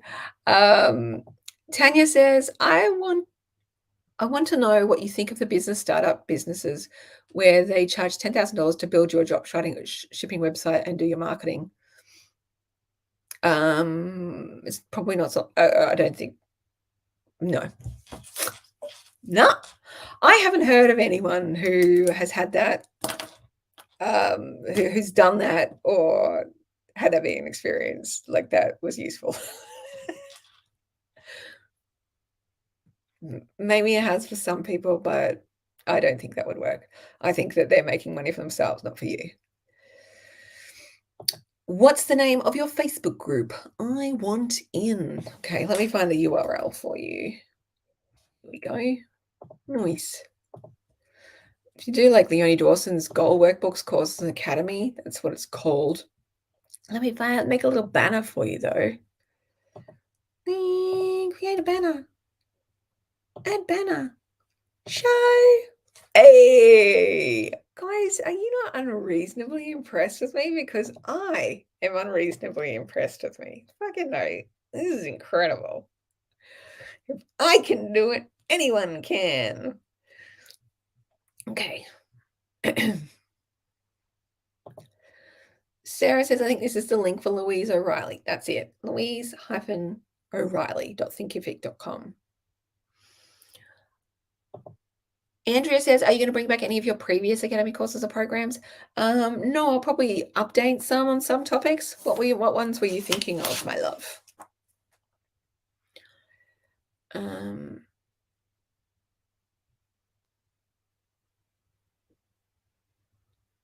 Eve says, I just joined today. How often do you have these sessions? This one is a live stream that's just going, it's available publicly, my love. And in the academy, you also get monthly group coaching calls, and we have a full schedule with all the dates in there as well. And then these ones are just spontaneous pick my brain sessions, but they're fun as well. Okay. Deborah says, you're so awesome. I can't wait to hang out with you in the academy. Oh, I'm so grateful. Bless you. Love you too, Deb. It was so nice to talk to you the other day too. Okay, Denali says, feel free to pick me. I need a good kick in the ass. Lol, mum of 5. I need to get my shit together and launch my business. Okay, well, stop fucking about. I want it done by the weekend. Just start. Just put it out there. Just do the fucking thing, and then you can grow it from there. Then you don't have to go, I'm going to launch my business. No, your business is launched, and then you just grow it from there. Put your fucking website up. Make it like the most basic piece of shit ever. You can add to it later. Everything's just going to be a placeholder. Just get it done and then move on with your life and just keep on going and growing. Don't let it be this big thing like, I need to launch my business. No, just launch it. It's out there. Done. Keep going. Deborah says, Denali says, this is the first time I've heard it's okay not to niche down. I want to do all the things, but was nervous about only focusing on one thing. Yeah, I just cool if the niching works for some people, but I don't think it works for a lot of people. And I don't think it works, especially for creative people and neurodivergent people, because we're endlessly fascinated by a lot of things and we want to do a lot of things. And that's a beautiful thing. And we should be celebrated for that. And we should celebrate the fuck out of it. Could you imagine if I only talked about one thing? That would be so fucking boring. Renee says, I can't seem to niche down on products. I love them all. I love all the products I can make with my artwork. However, I'm lacking in marketing. Would you just suggest focusing on just Pinterest and Etsy? I'm hiring one person, so I'm not sure where to start. Yes, I would start on Etsy because it is got a current source of people who want to buy creative products, and you can add other things in later. Now, in terms of Pinterest being the best search engine for that, I'm not sure. But I do want to encourage you not just to hire people. And I say this with all love and all of the hard lessons I've learned along the way in business, that you can't outsource marketing. Like, that's something that you need to learn and retain yourself. If you haven't taken my Sales Star program, absolutely take that, because I want you to get good at marketing so that you can just make a shit ton with your products and share them with the world. Dana says, I am elated to see you, sis. Just jump back into the academy. Super stoked. Yay, bitches. Love that. And I love your picture as well. That's fucking phenomenal. Yes, we've met in Canberra. Ah, yes, of course. Excellent. Canberra has all the cool people. Okay. Karen says, will the dinner cooking Facebook Live series ever return? Oh my God, I did one last night. You can find it there. It was only 40 seconds, but that was fun. I don't do it as much anymore because I usually have all my kids wafting around and helping me. And I don't like putting them on social media now that they're not babies. Probably shouldn't have done it when they were a baby either, but whatever. It was like they were always on me, so I didn't have an option otherwise. Okay. Jody. Hi, Jody, my Morani buddy. I was diagnosed with ADHD last December. I'm working on lifestyle, diet, etc. Hubby says just to focus. That's so sweet of him. Thanks, babe. You've cured us all. That's exactly what we need to hear. That's exactly what fixes this. Did you or have you tried medication? Yes, I have. So I did do a long blog post about this as well. If you search Leonie Dawson ADHD diagnosis. So here in Australia, you need to get diagnosed by a psychiatrist, and then the psychiatrist can prescribe you the medication. In some circumstances, you need to go back to your GP for your GP to give you the goods. But I am currently prescribed dexamphetamine. And for me personally, I don't use them all the time, just when I need kind of an extra boost and finding it hard to get things chugging along. And, just it can be really life-changing for some people. Some people have, find different medications work a lot better, like Vivance and other things like that. And it's it's just such a personal thing. So I would just recommend testing it out and seeing how it goes. All right, I need some more water. My throat's starting to bail.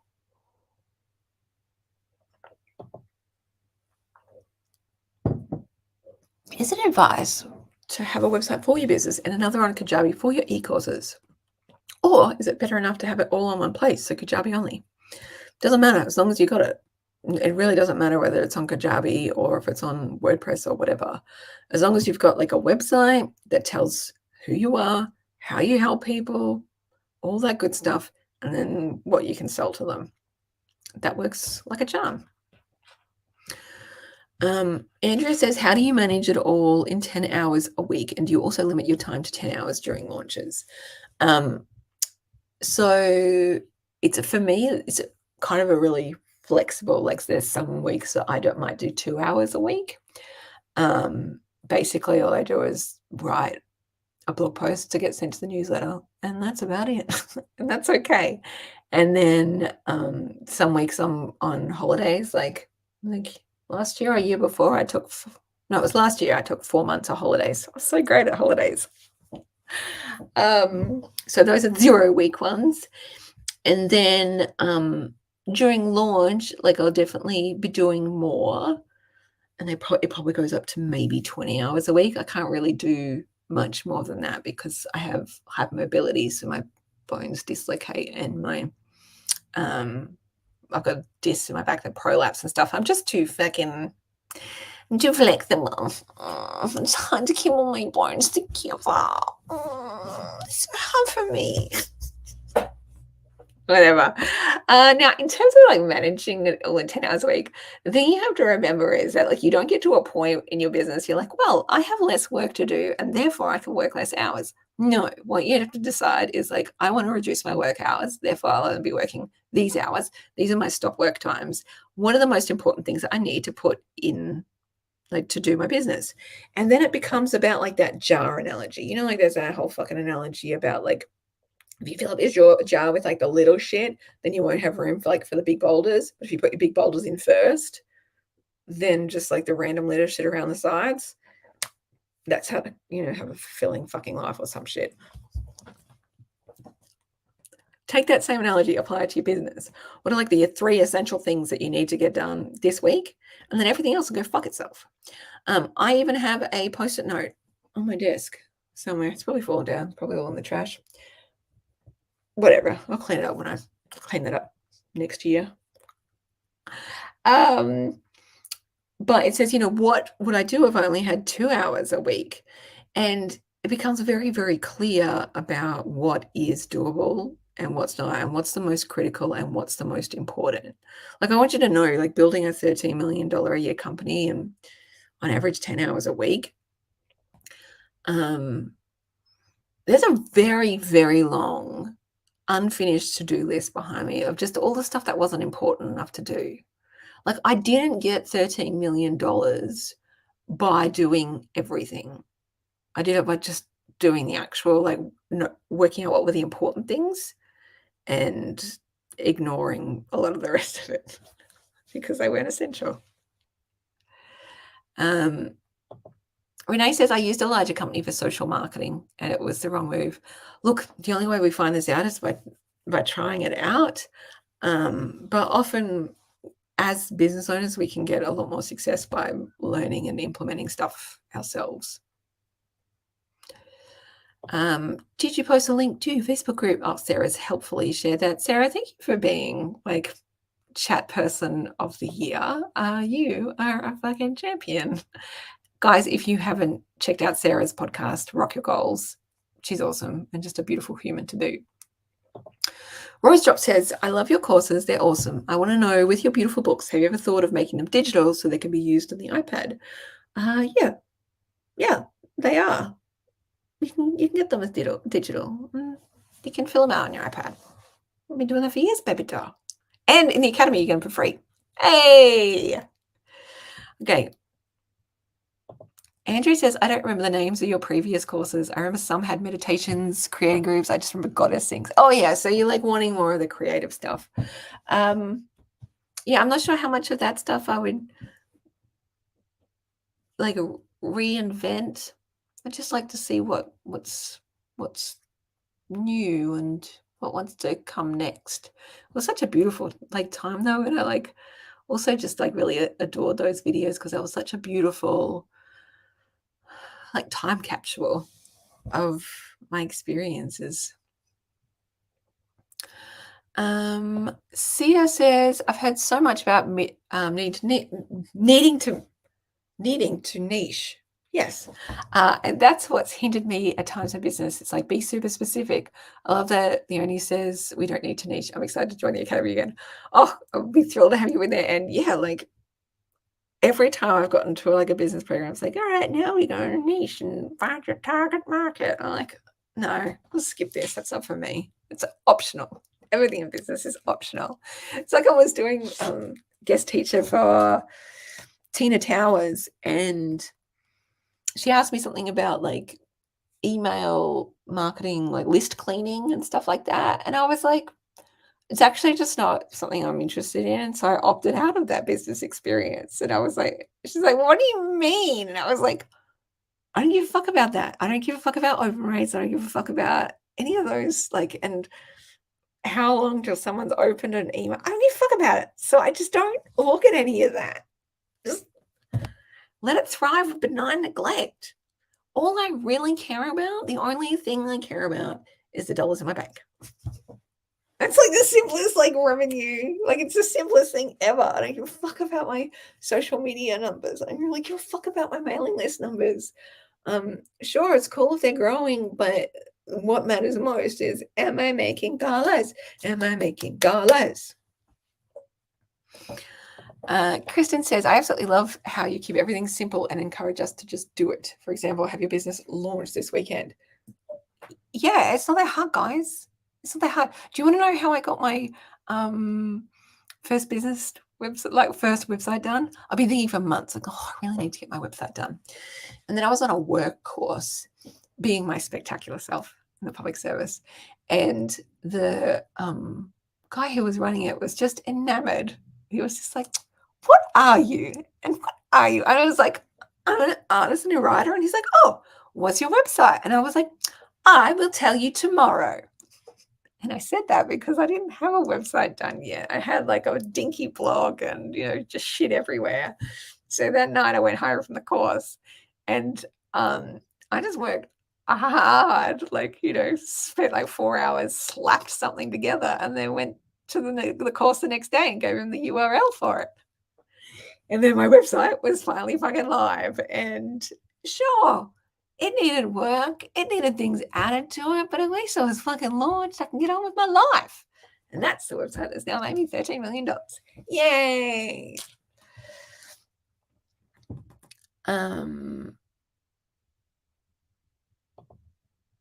Marika says, Queen, just a question. Must I put up my website first on Kajabi and then build my course? I always recommend having a website. It doesn't matter whether you put it on Kajabi or anywhere, but you need a fucking website because that's your net. And if you don't have a website, you don't have a net, really. Lisa says, will you be sharing more hugs and meetups, IRL conferences, etc. this year? Heart Center Business Conference will be the next big one. I don't know. After that, it'll just be whatever takes my fancy. Who knows what ideas will strike me. Kathy says, is there courses, etc. on the opening day in the academy, or is access granted as soon as signing up? Access, one, I love your hair. Got the same hairdresser. Love the whole vibe you've got going on because you look at me. I'm so attractive. How'd you get so attractive? You look just like me. Okay. Vast majority of the content is just available as soon as you sign up. And then we have new trainings that are coming. The Business Basics series is coming once a month, guest experts once a month, and new business templates coming once a month as well. But there is a shit ton of courses that are all available straight away. Sheila says, new Academy member, a little overwhelmed with all the content. It's incredible. Is a Kajabi membership also required to access all the lesson content? Absolutely not. Totally free. It's totally free. You only need you don't need to sign up to pay for anything with Kajabi. Fuck all that. You just have your own login for my Kajabi library of programs, and totally understandable to feel overwhelmed because there's just so much in there. I promise you, it will become less overwhelming. What's most important is to work out, okay, what is it that I need just right now for my business? So if you need to get better, I always recommend people start with Sales Star because it will make the most amount of difference to their business straight away. And it's the foundation. And we're also doing live round as well throughout April if you want to work through it with other people as well. Also we've got a new membership site coming just in a couple of weeks. I wanted it done before end of this month, but I've got too many programs for them to be able to sign in. That's the joy when you've got so much stuff. Anyway, it's all good. You have all the time in the sun to try to go through all the things. There is going to be so many amazing opportunities over the next year. We're going to be golden. And you don't have to do all the programs. The whole point of the academy is that you don't have to get your value by doing every single course in there. It's a menu of possibilities. It's you walk into a stable of pretty ponies. Obviously still obsessed with that horse game. And you don't have to ride all of them. But you can choose the one that looks like the right fit for where you are right now and for the adventure that you want to go on. I just answered that question.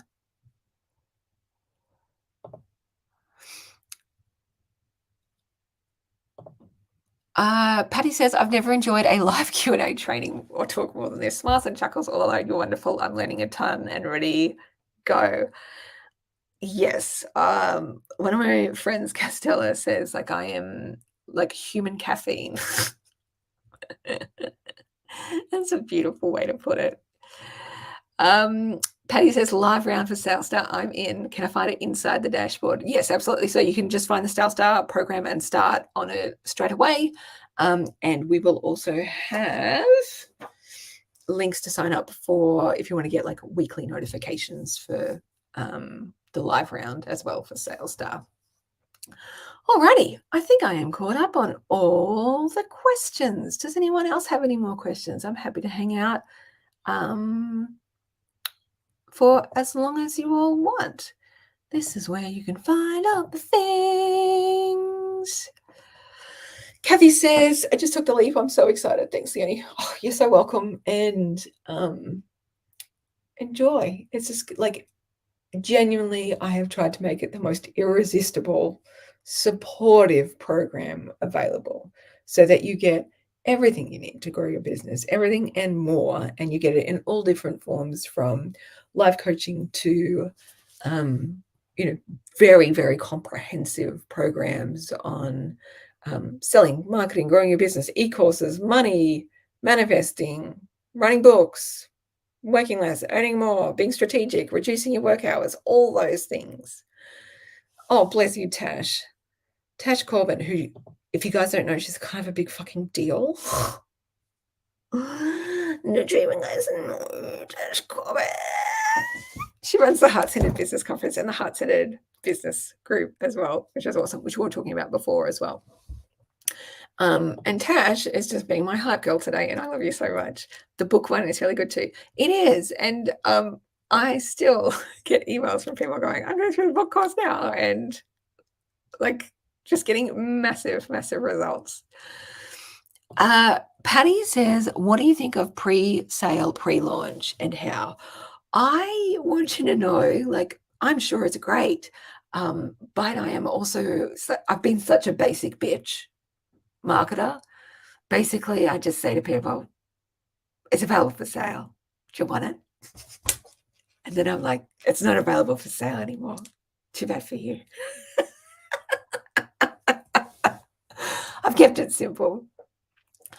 And I'd like, you can like try it out, see if it works for you, see if it makes sense for you and for your audience. I will probably try out something like that at some point.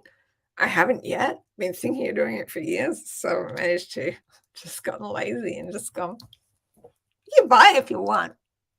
Otherwise, this is not going to be there anymore. Ooh, someone's got a non-business related call. No, question. I love non-business related things as well. What advice do you have for parenting a neurodiverse kids so they can feel confident in themselves and who and how they are? Surround them with really cool other neurodivergent people, and also remember that they are themselves first and foremost, beyond their brain type. There's massive gifts involved in it, and there's huge strengths involved in it. And like, I just feel so lucky to have this brain. So fucking lucky. If you ask me whether I would want to be a neurotypical or to have this brain, babes, do you even need to ask? Ew. No, not for me. It's not for me. I have a question about guest classes. Will they be added one per month or faster? One per month. Some of them are going to be run as live ones with Q&A, so we didn't want to overwhelm people with 12 guest teachers all in 1 month. So we're confirming all the dates now, get them all added into the calendar as well. And that way as well, like, I wanted to be able to like keep like live energy going through the year as well, so people can do the live group coaching calls with me, and they can also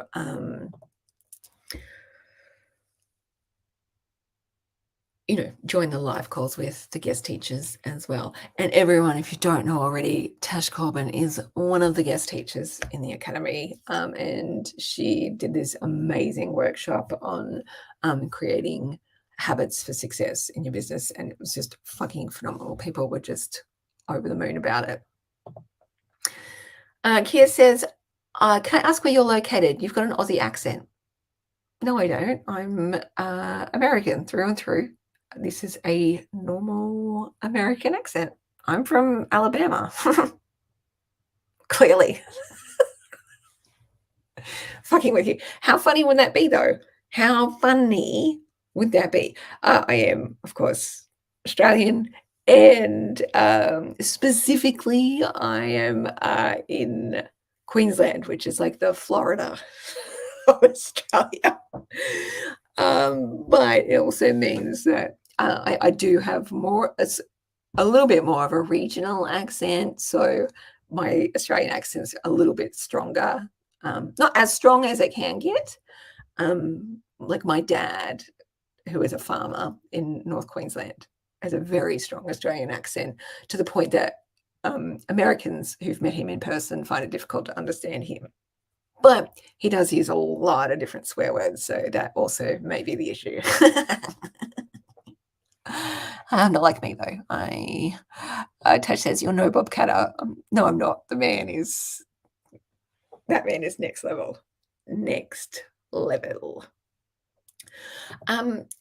You will be shocked to know this, Tash, but Bushy makes Bob Catter sound like a cosmopolitan posh person. Because it's more like, oh, that kind of jive. That kind of jive. Do you guys want to hear the story about the ginger cunt? I feel like you do. Okay. Gather around, children. It's story time. And if you have more questions, feel free to ask. Otherwise, I'm going to wind up with this beautiful story. Okay, so at one point, my husband and I were back at my family's cattle property. Bushy is my farmer dad, who is just a wild bushman. And he said, oh, I need your help. Oh, I'm going to get these fucking bulls in because the fucking buyer's coming later. I said, okay. And so we had to stand and like near a gate to try and guide all the bulls down from the paddock while my dad rounded them up on the motorbike. And we can hear my dad from miles away. Like he's off on his motorbike up the mountain trying to bring this herd of bulls down. And he is clearly not having a enjoyable time on it because we can hear him yelling at the top of his lungs, oh, come on there, you fucking cut off a bull, you ginger fucking cut off, fucking hate you. Oh, I'll get right up here. Don't you fucking go that way, you fucking ginger cut off. Oh, it was just like, blah, blah, blah. If you expleted it out, like there was no words in there that were not being expleted out. And this carried for miles across the countryside. Anyway, so after all this kerfuffle, it comes in, and the last one to come in, of course, is the fucking ginger cunt of a bull, which is was a red Brahmin. And Dad pulls up on the motorbike. I'm like, oh, is this magnificent specimen the ginger cunt you were speaking of? And he's like, oh, don't speak like that. I said, excuse me, I thought that was what it was named because I could hear you coming down the mountainside from it. And he's like, oh, you think you're funny. I do. I think I'm very funny. And then the bull buyers arrived later. So, other farmers came. And I was like, oh, you must be here to see Father's famous stud bull. And they were like, oh, yeah, and I here to have a look at some bulls. And I was like, well, you must look at Dad's prize stud bull. His stud name is the Ginger Cunt. At least that's what I think it is, because that's what Father was saying as he brought it down from top of the mountain.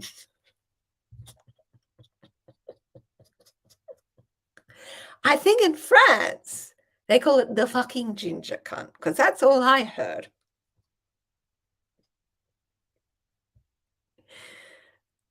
How did my farmer dad end up with this autistic rainbow hilarious child?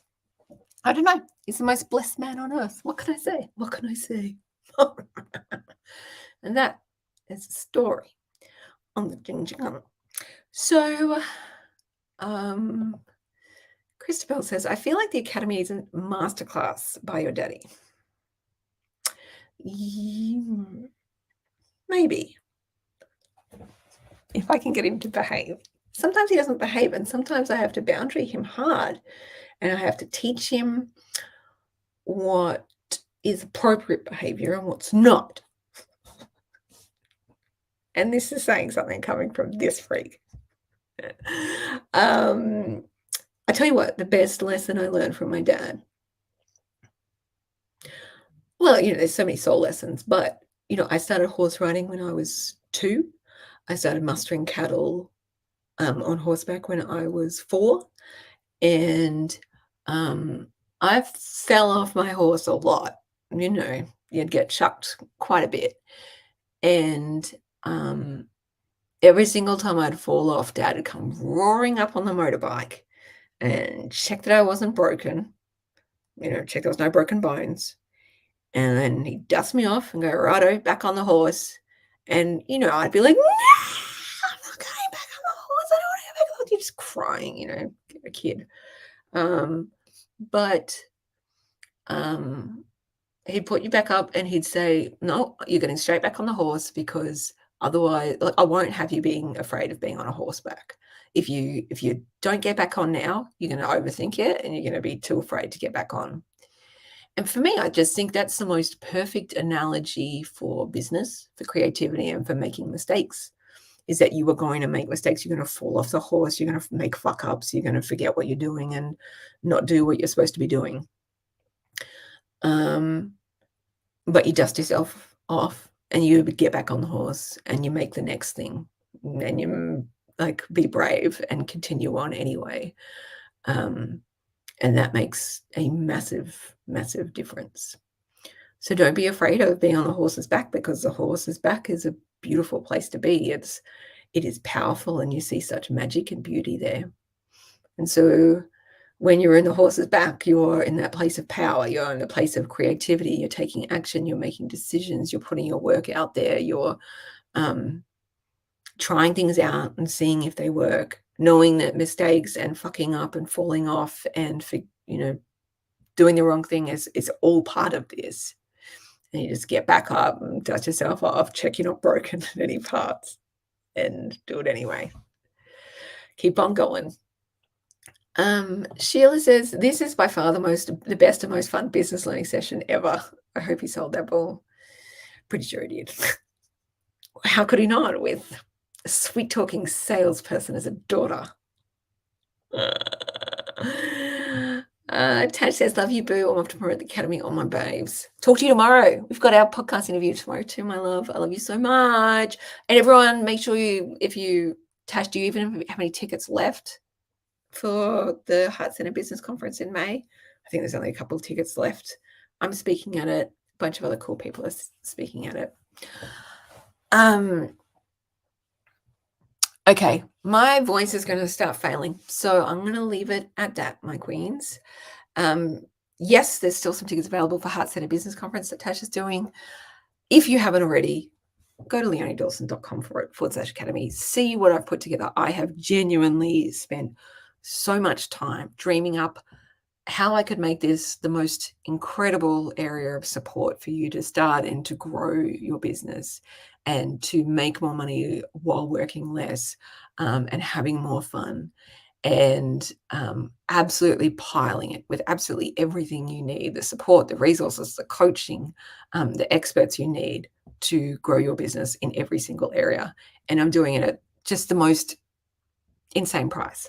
It's under $100 for over $5,000. I could be charging so much more than this. And I'm not, purely because, one, I don't want you to have to go into debt to be able to grow your business. Two, I want to help as many people as I can, because I genuinely believe that when we, as heart-centered people, turn up and share our gifts with the world, it helps the world to heal.